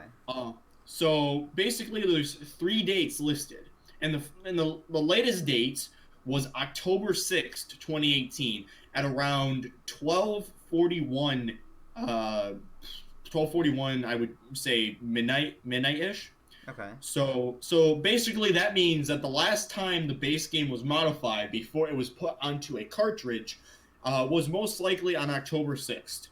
And that would probably be around the time that I think that Atlas would still be developing Persona 5R. Right. And they would probably have the character already figured out. And we know that they probably got the rights to the character right around October, November-ish, because December was when they revealed Joker. Yeah, so and the first thing they did was make that trailer. Exactly. So, it would not be out of the realm of possibility that the plans were put in place to not only include Joker, but that new protagonist as an alt. Right. That's what I'm saying. I'm basically saying due to the game's build dates, due to when it was found in 1.0, and due to the fact that Joker's name Jack is referenced all over in the base game, I would not be surprised if those plans were in place for her to appear. Okay. So that's my reasoning. One of the things that I'll say in agreement to you guys saying how the female main character might be an alternate. Since we don't know how much is being changed. First of all, we still don't even know. We're still not even sure what platform it's Persona 5R is going to be on. If it's going to be PlayStation 4, if it's going to be PlayStation 5, or it's going to be PlayStation Vita, we don't know. Well, it wouldn't be Vita, but well, I mean, it could be digital only on Vita. I suppose, but they've overall stopped working with the Vita, even in Japan, I believe. So. Oh, then damn. Yeah. Oh. So yeah, either PlayStation 4, PlayStation 5, or VR. And and the thing is that since we don't know how much has changed, they're probably still developing. Since we don't have a release date, we don't know when Persona 5R is coming out. For all we know, they're probably either still developing the game. But considering the fact that they already had concept art of a female main character, going from one design to another wouldn't be as difficult, and they probably would be able to give Sakurai the doctor like, hey, here's this character, can you put her in Smash as well? And then because then she's also going to be in PlayStation 5R, depending on who she actually ends up being. If she actually ends up being a female main character, it all depends on that, because we're still not even 100% sure. Another thing with what you said earlier, Tris, was that I don't think that they would announce Joker at Persona Super Live, because the thing is that Persona Super Live is basically like a Japan only event, and the thing is that when you host an event that's only going to be limited to one specific region, only one specific region is going to be able to watch it, then it kind of takes away you're not announcing it for everybody. You're just announcing it for. Well, the Game Awards were technically. The Game Awards were worldwide though. Was it actually aired fully worldwide? I thought it was just streams that had it worldwide, but the actual every other broadcast they tried doing of it was just in the US, wasn't it? I could be wrong. I'm pretty sure it was worldwide. Okay. I think it was worldwide because they had it on YouTube, they had it on Twitch, they had it on Steam, That's fair. And they had on some other places. So I think it was worldwide, or there's possibility for it to be worldwide. I should point out that I hate to interrupt, but Rivers basically said that yes, they confirmed it for PS4. Okay. Wait, where? On the website. Let me see. So, I have not checked the website yet, but my phone's been dead this entire time. But all right, so let me. That's a nice animation, but Persona. Oh, it is PS4. Okay, so it's kind of weird because if the game's not changed that much, then why not just make it a DLC? But anyways, so my thing about it is that I don't think it would be a smart idea to have it announced at Super Live unless you were just showing the trailer again. But one of the things that I already think is that they're gonna do it on April 1st because that's the joke day. It's April Fools. And it's on a Monday, so it would actually be possible for Nintendo to host a direct on that day. Another thing is that what is it? Now say if you were to have on the day of April 24th, which is it's the 24th, right, for Super Live? Yes. Okay, so 24th is a Wednesday, and that's a good day for it. That's normally a normal day for directs. It would be kind of weird to have. Now, let's say if they had a direct on the 24th, it would be weird to have a direct and Persona Super Live going on at the same time or around the same time, and then either one announces it earlier or one announces it later, because people are gonna go to Persona Super Live, but if they also know that there's gonna be a Smash direct, because they're all video games fans, it's like, okay, well, why watch Super Live when I could be watching Smash, or why watch Smash when I could be going to Super Live? It kind of conflicts with each other. At least that's the way I'm thinking it in terms of for the Japanese audience. And since you want to announce it for everybody, Right. you know, Shock was announced in the Japan only direct. Okay. um, Smash. My counter to that is that Smash Ultimate released worldwide. That's my only counter to that because that's yeah. Uh, River said it could still be DLC. Shock was announced in Japan. Oh, yeah, I just responded to that. The King of Trash said that doesn't mean it'll only be PS4. Well, pretty sure it. Okay. If you guys okay, I'll end my point there. But if you guys want to talk about whether Persona 5R or whatever it still is can be on Switch, I'm okay with talking about it. I think honestly, Persona 5R has the most chances of coming to the Google box. Oh man, it's come Yeah, full you can circle. literally. Yep, you can play it on cardboard. That's gonna be fun. Cardboard Persona 5, guest starring Nintendo Labo. But yeah, no, I think you guys have anything else to say on this topic, or I guess just a quick last thing is I wouldn't be the reason why I wouldn't be surprised if Joker was held off for the Persona Super Live concert and around then is because I think people would be very confused if they showed off Joker and then showed the female version before Atlas got the chance to show her in anything else. probably.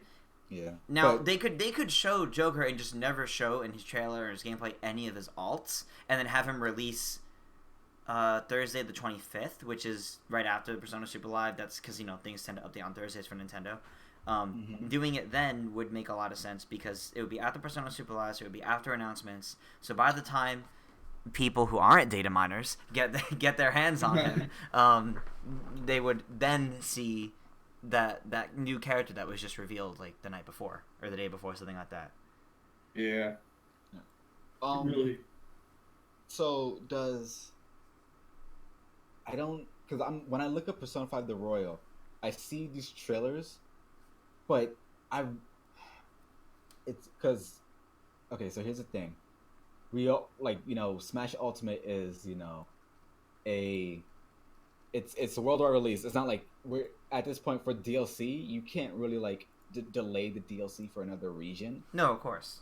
Right. So it's like we don't know anything about Persona 5R. Yeah. In terms of the English aspect, except from what translators have put up, because Atlas USA hasn't said anything about it. There's no PlayStation trailer about it, and it's like, okay, well, we have all of this stuff for the Japanese side, but we have no idea what's going to be happening on the English side for it. And of course, something is going to happen, of course. Okay. But it's like we don't, at this point right now, we're like, okay, then you have to get a voice actor for Jane, let's call her. You have to get a voice actor for Jane, and then.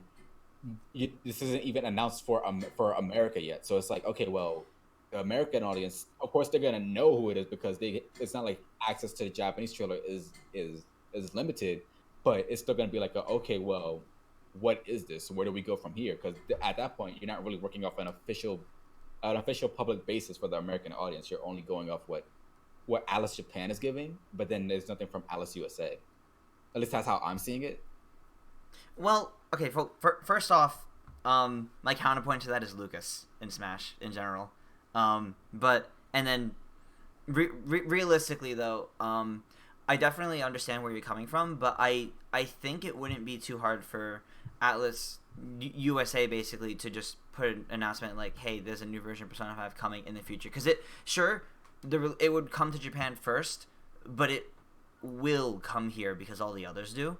It would just be them essentially while Japan would get it dated, they just wouldn't date it for us probably. They would just say like, hey, it's coming, here's this character. Also, this character is Joker's alt in Smash. Because they would have to say something, because even if it's a Japan only announcement, even if it doesn't get announced at all, if this Jane aspect of Joker is there, it's gonna raise more questions if it's literally just thrown in there, nothing said at all. Rivers in the chat said Corrin came out before Fates released in the US. Yeah, before Fates released in the US, but Fates was still announced in the US though. That's what I'm saying. Like they haven't announced anything for America yet. But that's what I'm focusing on. Also how you mentioned earlier with the alts I wouldn't say it's the same situation as Corrin because female Corrin and male Corrin are still from the same game. Female Joker is not from base Persona 5. It's from a different. It's from this new game or whatever Persona 5 R ends up being. The Royal ends up being because again, we still don't know if it's just a remake. We don't know if it's just added content to the base game where it's just like a new route and then here's a game, or if it's just like a completely different game with like new story and then there's also this new route upon this new story. It's like we still don't know anything. Yeah, of course. And then what was it? If you guys want to talk about Persona being on Switch, we can. Just at this point, since we're already talking about Smash Brothers and Persona being, we're already talking. I guess if you guys want to, we can talk about Persona 5 being on Switch because there's a lot of debate about that. I hope it is. Persona 5 I hope it comes to Switch, but it can go either way right now. I think it was Push who tweeted, or somebody who tweeted about the fact that everybody's assuming it's going to come to Switch just because Joker's coming to Smash, but everybody also assumed the Final Fantasy VII Remake was going to come to the NX because of Cloud getting into Smash Wii U. So... yeah, but I'll be honest. Persona 5 is such a recent title, and we're just... And Atlas isn't... They're stingy like Square Enix, but they're not Square Enix stingy, if you know what I mean. So, the chances of Persona 5 coming to Switch, I think, are way more than the freaking remake. And like, and second of all, like, it just makes sense. Like, it just makes perfect sense. They would make a lot of money. Atlas would to put it on Switch. So, well, I mean, yeah, they would make a lot of money. But then what if they always had the chance to make a lot of money? So, but it's still this question of why haven't they ever put a mainline Persona title on anything other than Sony? Well, because maybe Sony. My guess is maybe there's some exclusivity stuff going on, but I'm pretty sure that there isn't. That's the thing. That's the weird thing. I don't think there is. I think it's just Atlas's choice to do that at that point. Well, I mean, you're talking about the same company who won't put Persona 5 on PC and try to go after a group of emulator devs who are advertising Persona 5 running on PC. Well, I mean, that's emulation, though. Right, but I'm just saying they don't want it near PC for some reason. Sony is huge in Japan. Like, the PlayStation's huge in Japan. Yeah. It always has been. And it's a very Japanese-oriented game series. It always has been. Right. I think it's a matter of, originally, it probably was established with Sony for being able to have it on their consoles. And while it's probably not an exclusivity at this point, it's probably them trying to avoid... what's the best comparison? It's like how nowadays, like Kingdom Hearts 3. Let's use that example. Kingdom Hearts 3 came to Xbox One. That's the first Kingdom Hearts title to be on an Xbox thing. Right. So it's kind of like that. I think it's a matter of they had the Persona series on PlayStation for so long. To them, they don't know if it would do as well to go anywhere else. But now that they are doing something with Nintendo, and now that there's this hype being generated around it, Persona 5 of any of their titles would make the most sense to put the Switch because one, how successful it is in Japan, and that it's kind of fulfilling the slot that the Vita was of just portable gaming. I think it makes the most sense for them to do that. Yeah. And then also with Shin Megami Tensei 5. Yes. Yeah. So like they're supporting the Switch, of course, clearly. I guess my own thing about it. Well, for first, I'm not saying that I'm not against Persona 5 on Switch. I want to make that clear right away. It's just that one of the things that I always argue is that because Joker being in Smash Brothers does not mean Persona 5 is coming to the Switch, even though we all want it. No, exactly. Because, it doesn't. because like, and I'm still always gonna have this argument in mind until it's proven otherwise. But every fighter in Smash Brothers has appeared on Nintendo hardware, and Joker has appeared on Nintendo hardware with Persona Q2 on 3DS, even though it's only released in Japan so far. And I get and even though it's only released in Japan so far, and if you're gonna use that as in, let's say if you're gonna use that as an argument of that it wouldn't make sense because Persona 5 at this point, when Joker was announced for Smash, Persona Q2 wasn't yet announced for America. No, it was not. But if you think that, I don't know anybody who has this argument, but if you're gonna think if you think that at that point with Persona Q2 not being announced for America yet, that means that Persona 5 is gonna come to Japan. Your argument for Lucas and Mother, the fact that Mother 3 never came to America, it kind of is, it's kind of like it doesn't have to come to America, but it's like not okay. It doesn't always have to coincide with one another. Like exactly. Yeah. So we already have Joker on Nintendo hardware for Persona Q2. So there isn't a need to have. They've already fulfilled that requirement of the character being on Nintendo hardware. Yeah. Not a requirement, but that here's the funny part, Phantom. Here's the funny part, right? You could actually you could have used the same reasoning for Cloud 3 years ago. Yeah. What do you mean? And Cloud, and this is funny because Sakurai in a Famitsu column even said that yes, Cloud did appear in a Kingdom Hearts Chain of Memories game, but that wasn't really the overall factor as to why he was chosen. It was because he was damn iconic. Yeah. He is the king of JRPGs. This is different because this is not an icon. This is not he didn't change the industry. He does a lot for the industry. He influenced Smash Ultimate's menus. He influenced some other games' menus, but he's not like, Cloud worthy, or he's not Mario worthy. He was put into Smash Brothers, I think, because of a promotional reason. Mm-hmm. To tie in with the hottest game on the market, almost one of the hottest games on the market at that point. And what was the hottest game on the market at that point? Wait, I'll let you talk after I'm done. I'm sorry if I'm rambling like an old man, but I'm basically saying he was put in there for marketing reasons, and literally, it would be like, I'm sorry, but like hypocritical if Persona 5 did not come to Switch after that announcement, because that promotion that Nintendo was trying to do would be meaningless.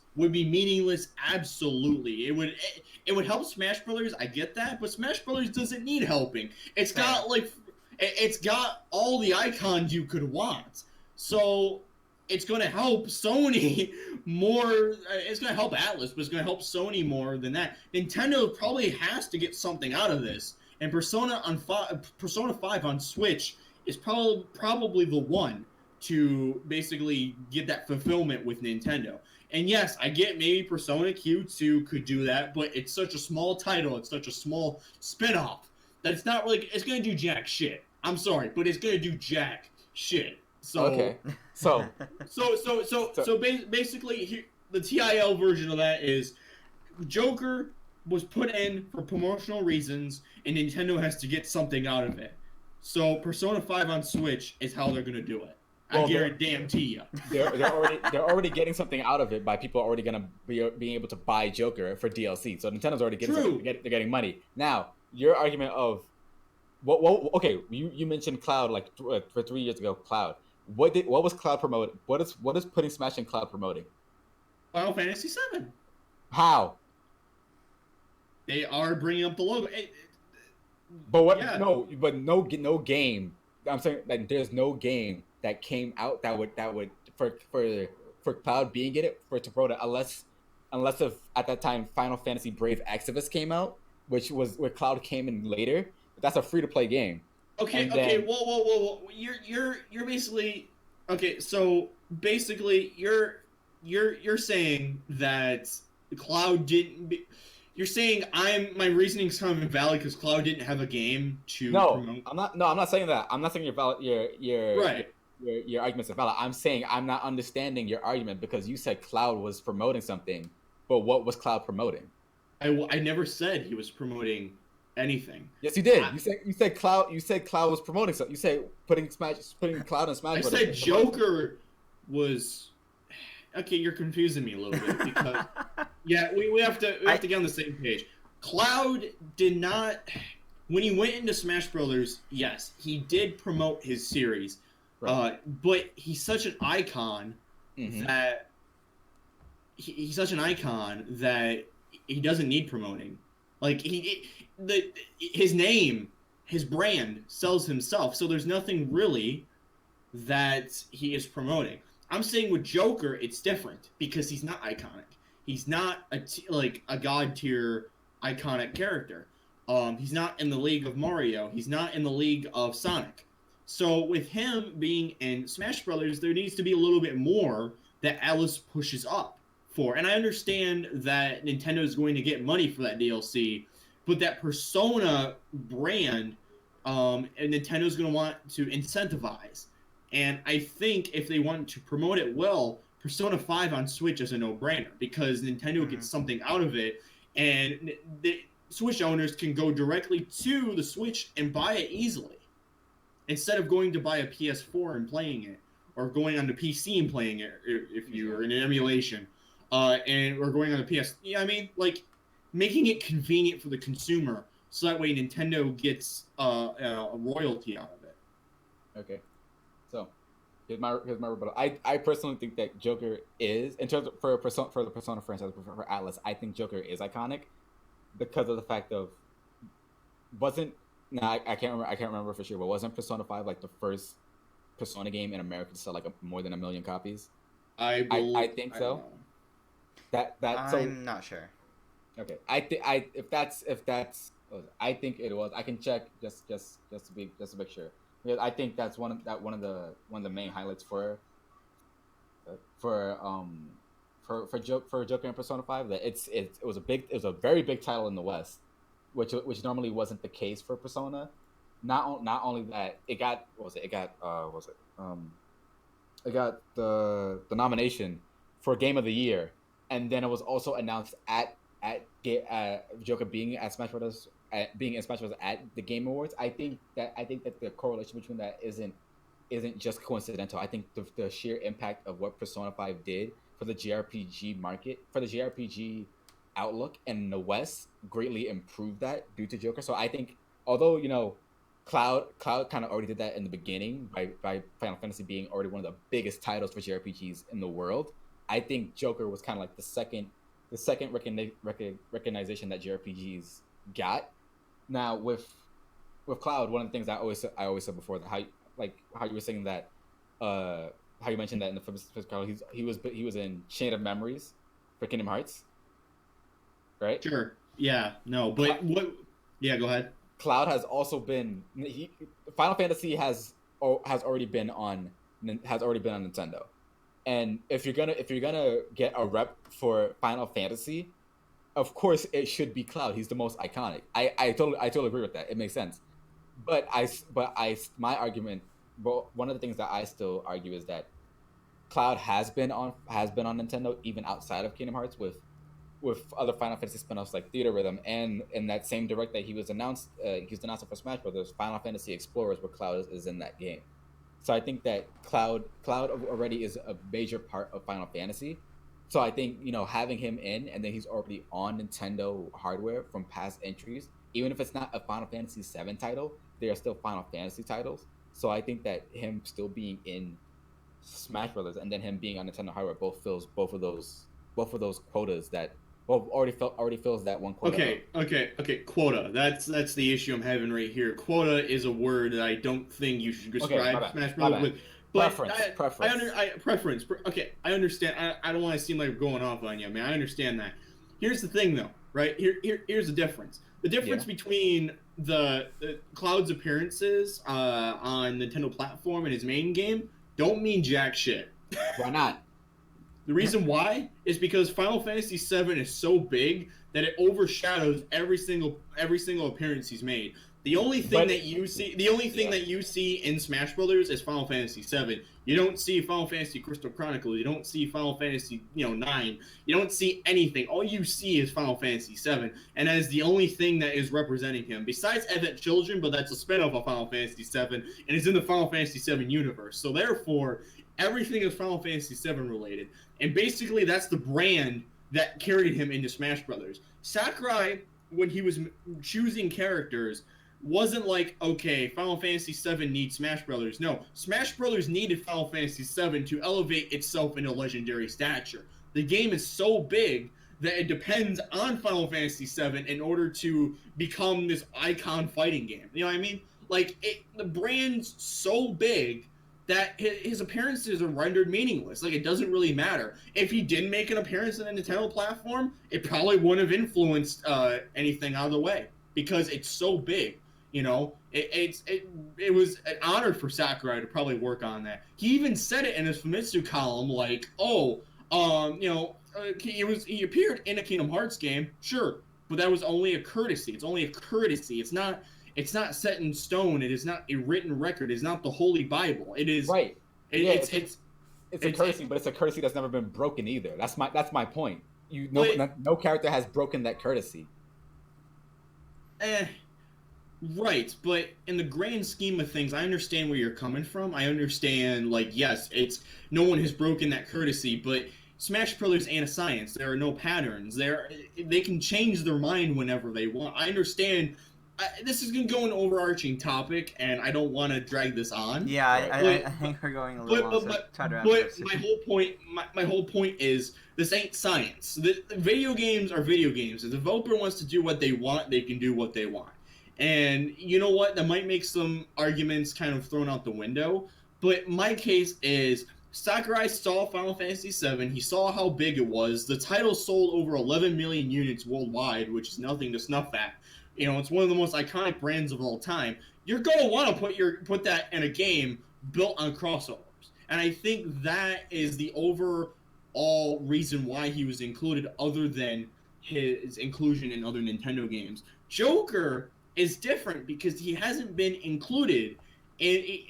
His brand isn't as iconic as Final Fantasy. He's not up to the level of Mario and Sonic. And I'm not trying to repeat myself here, but I'm trying to make this clear. Like, he is not a big character.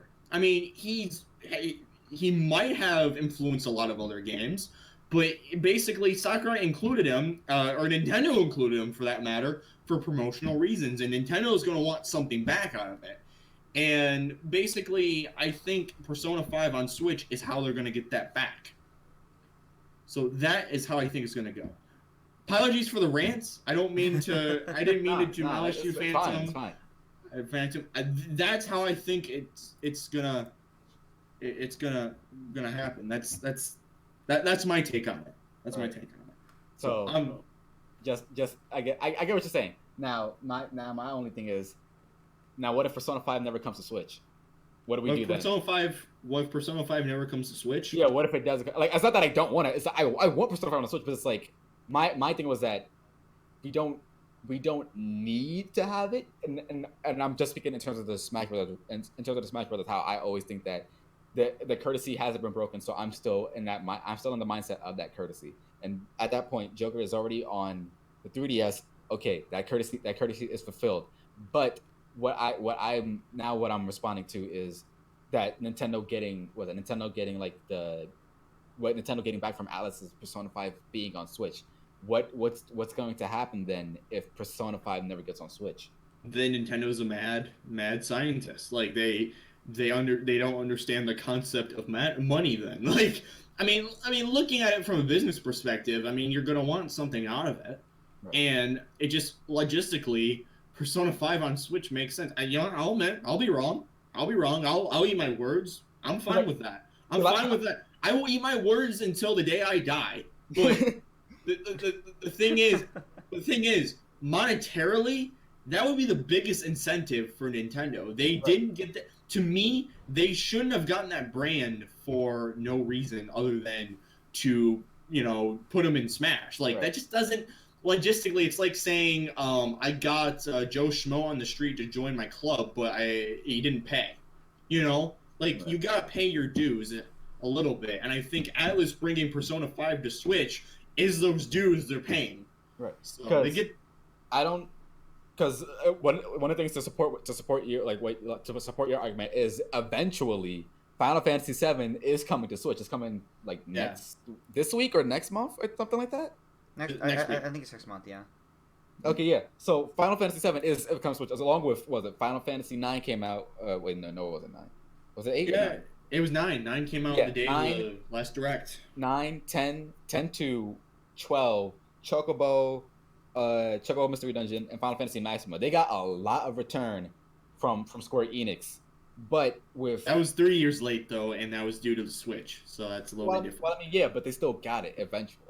And whether it's Persona 5 coming on Switch now, or if it's whether Persona 5 is coming on Switch late, like far later, like maybe in a few years, either they get their return specifically from Persona by having Persona 5 on the Switch, or they think that their return is enough with having Shin Megami Tensei 5 already being exclusive, and with the fact of Nintendo's already getting something from Atlas, and of course Persona is bigger than the Shin Megami Tensei franchise, even though it's both from Atlas. It's like, what do you think Shin Megami Tensei 5 is enough, or do you think that they'll still get more out of Atlas, or do you think that may either whether okay, do you think that Shin Megami Tensei 5 is enough to appease Nintendo and Atlas in the Atlas relationship, and in return of having Joker be in Smash, or do you think that they'll continue to do more in order to get return on Joker? I think if you want to promote the Persona 5 brand, you got to have the game itself. Honestly, that is marketing 101. If you want your consumer base to be like, oh, I see Joker in Smash, would I be able to get this game on Switch? And if it's on Switch, they'll easily buy in the eShop, which Nintendo will get a part of. So, yeah, I think I think Persona 5, at least announced being coming to Switch, would be enough. Shin Megami Tensei, I think, is a totally different beast entirely. Yeah, isn't it a beast smaller than Persona itself though? Because Persona is more popular than at least from how it looks. Persona is more popular than Shin Megami Tensei. Well, Persona's now more popular than Shin now Megami Tensei. Now it is. Yeah. So yeah, no, I would agree that I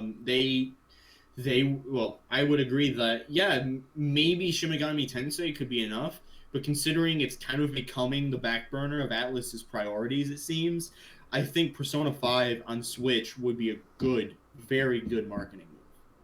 Okay. Just absolutely. All right. That's just my take. Apologies to everyone for the rants. I guess I got too much into it. Nah, it's fine. It's fine. I got to understand. I got to understand how you. I was channeling my inner Colin, I guess. So yeah, no. You guys have anything else to say on this topic? I think I personally have exhausted the topic. I don't have much else to say on it other than I'm excited for what the future holds with these. Yeah, no. We went from Persona to Smash.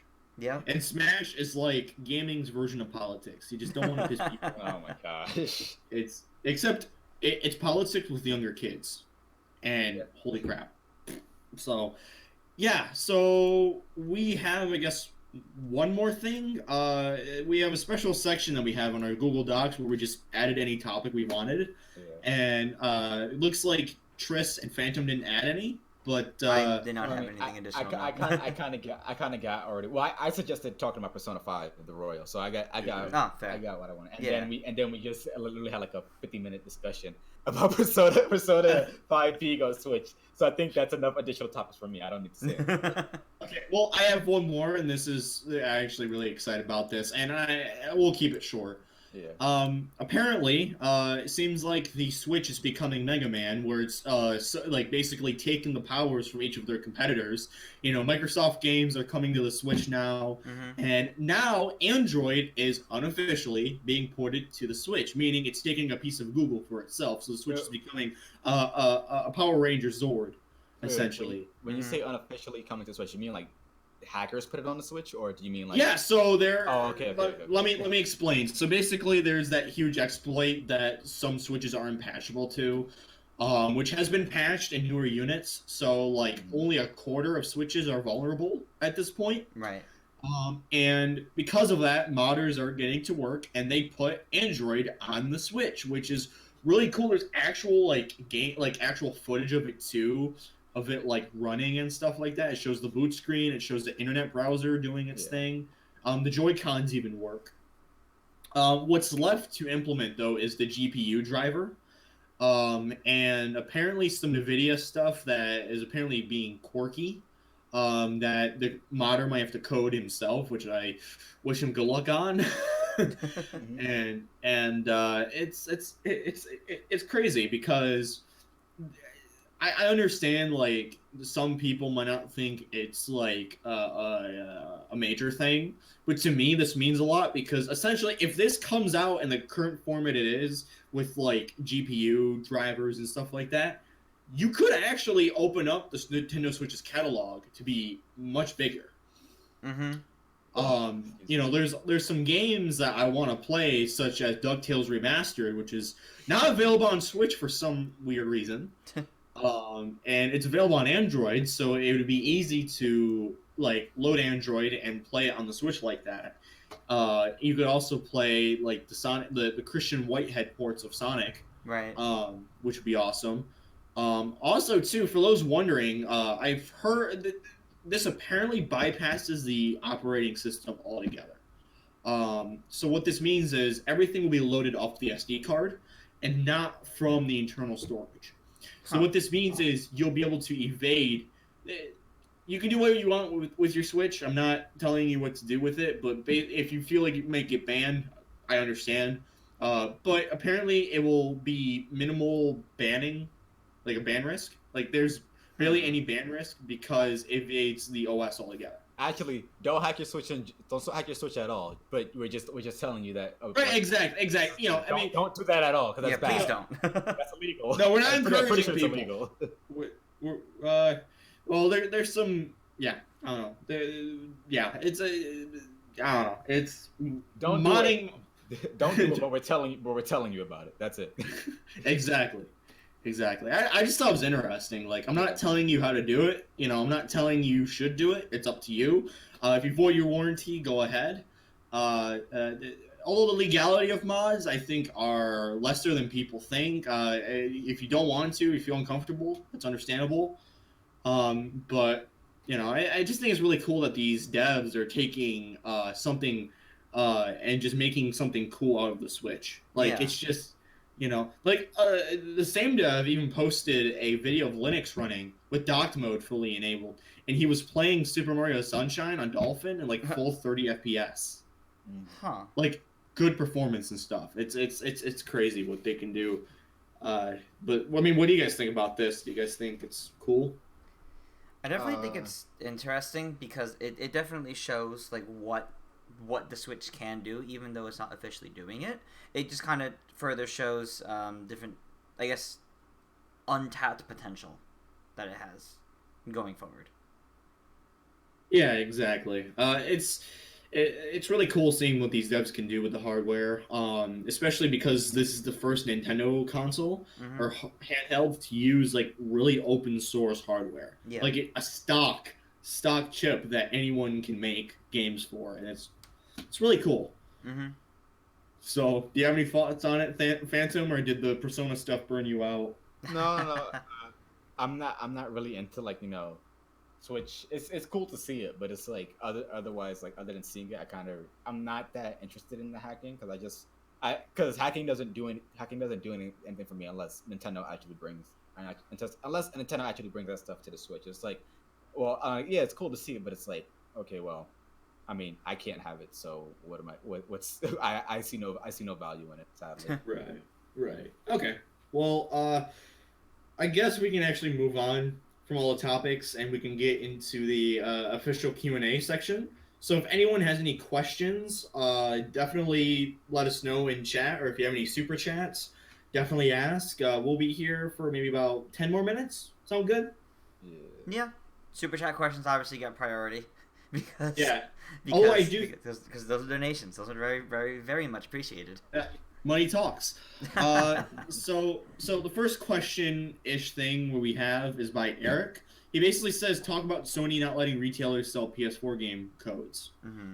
And that's interesting. Yeah. For several reasons. I mean, what do you think about this, Tris? Do you think it's weird? I mean,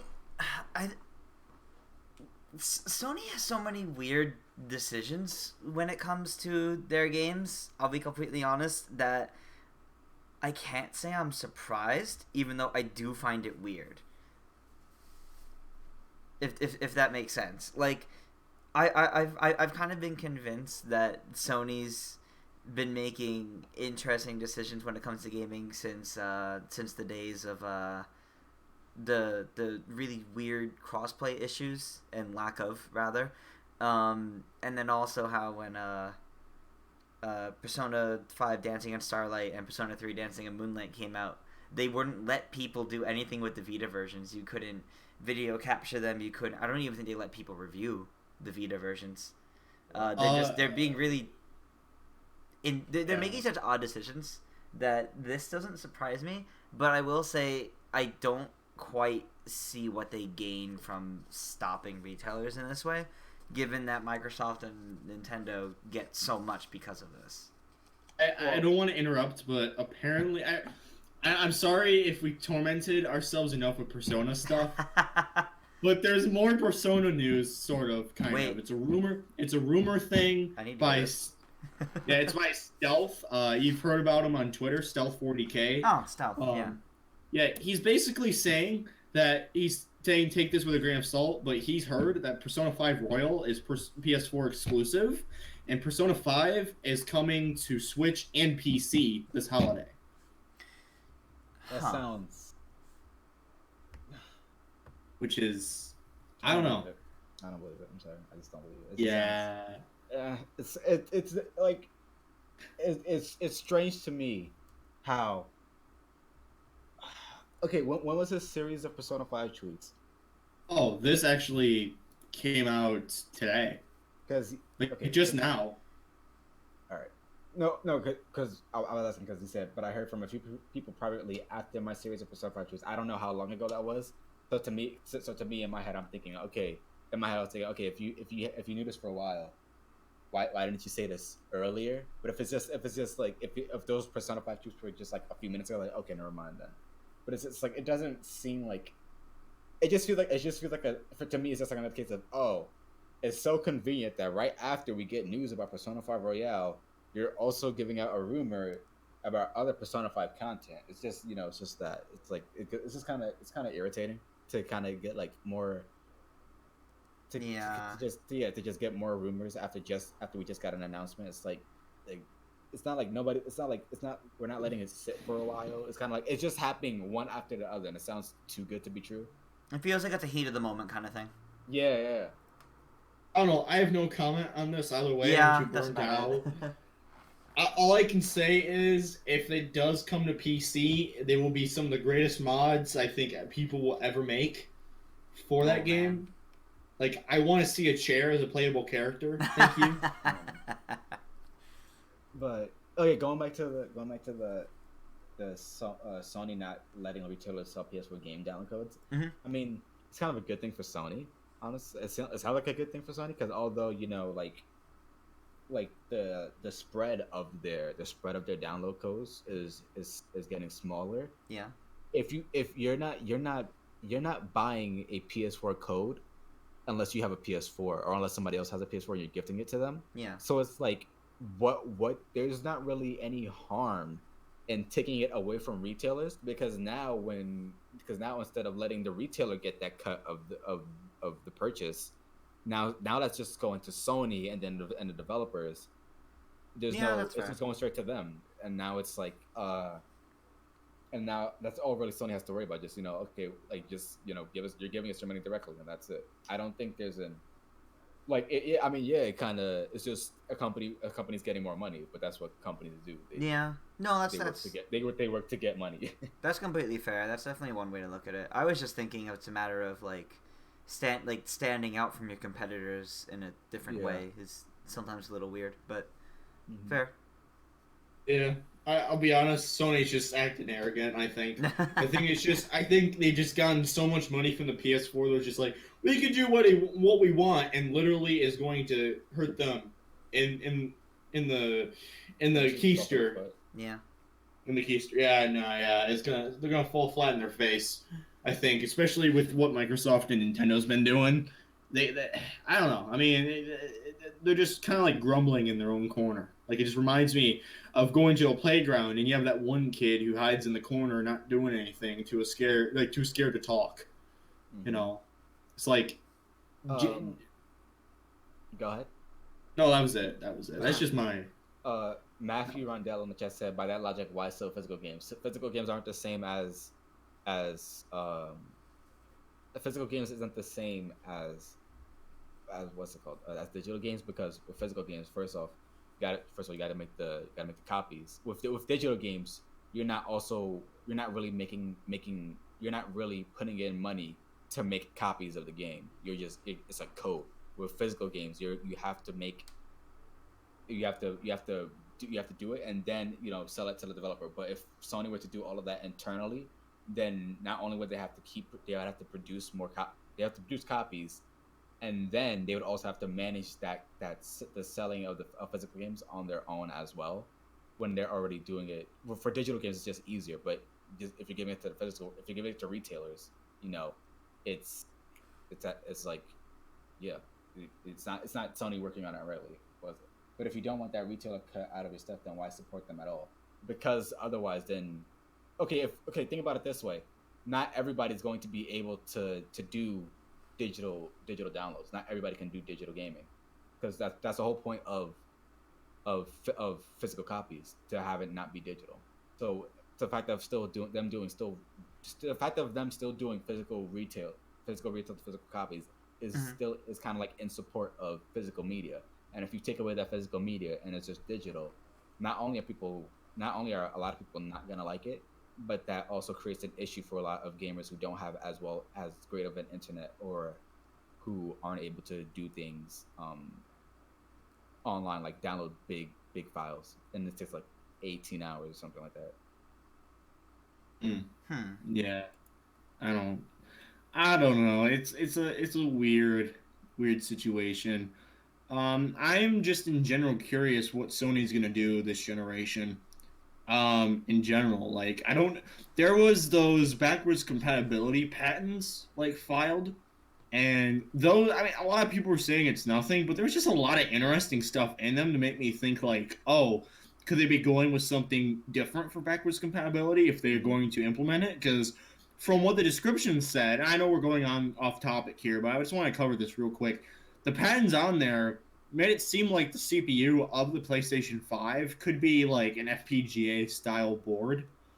For those who don't know, a field programmable gate array is a hardware set that can mimic hardware and software. It's basically an emulator, just without the bloat of an operating system, if you know what I mean.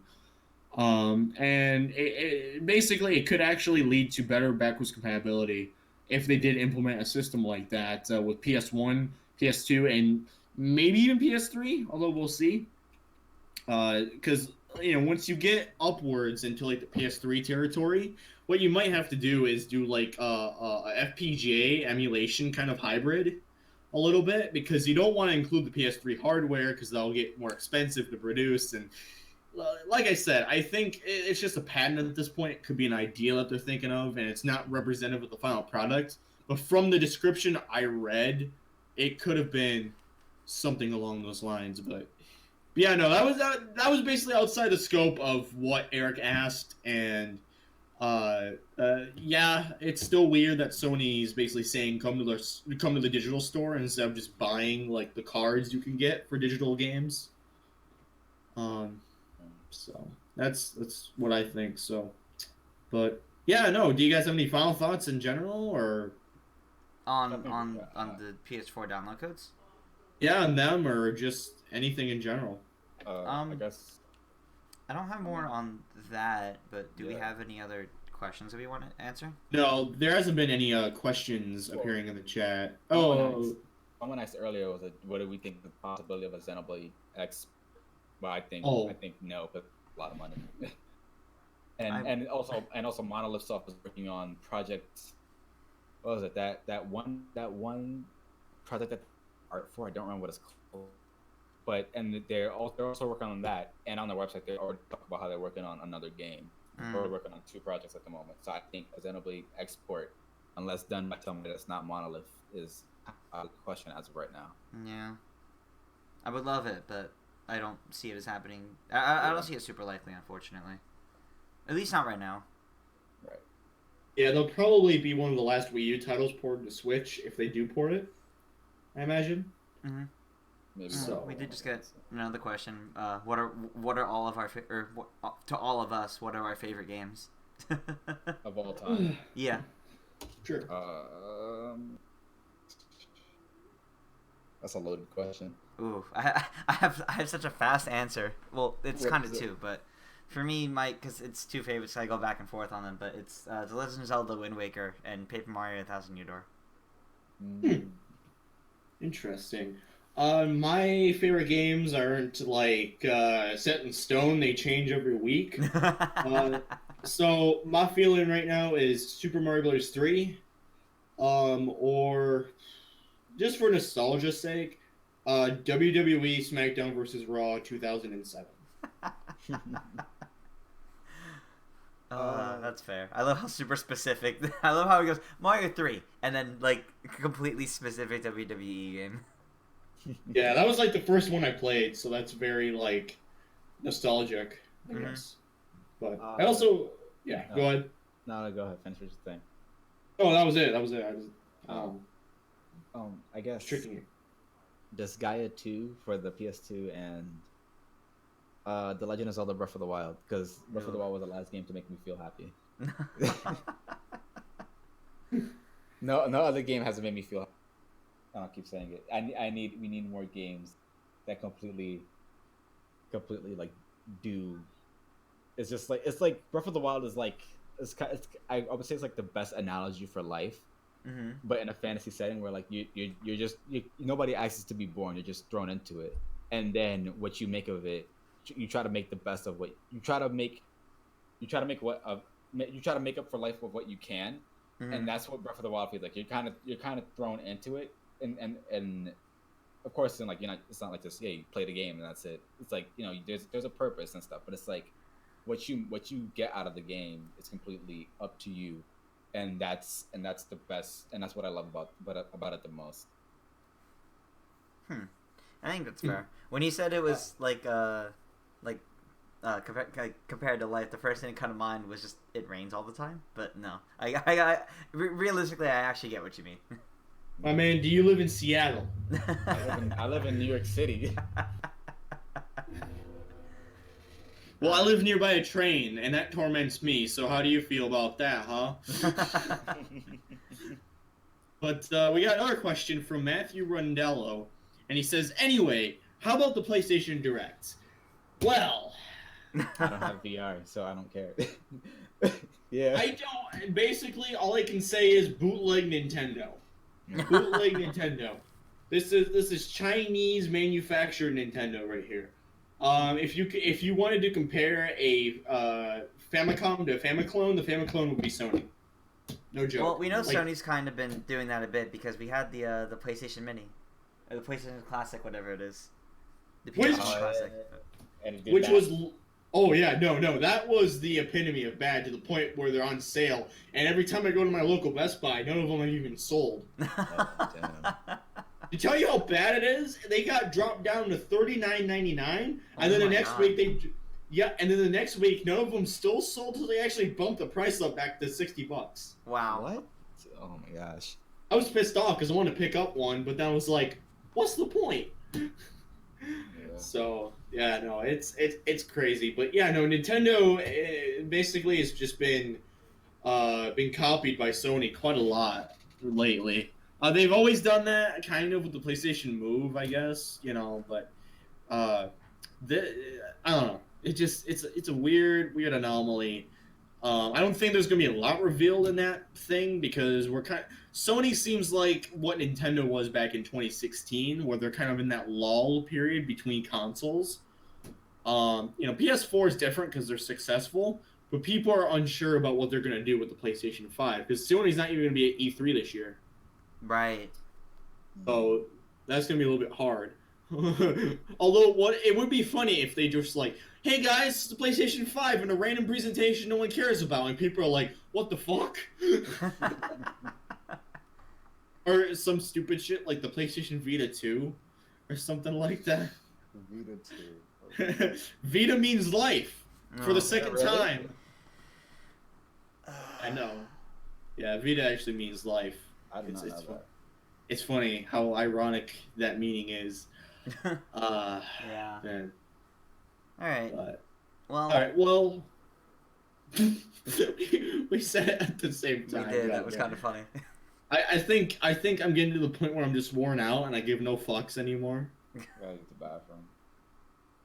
Well, We'll end it on that. Hey, that was a perfect note to end it on. Phantom has to use the potty, so we'll end it on that one. So, guys, thank you all for joining. This was a car crash of a stream, but a good car crash. What car crash is good? The one where you survive and you get that adrenaline rush. But then you still have to pay for your insurance.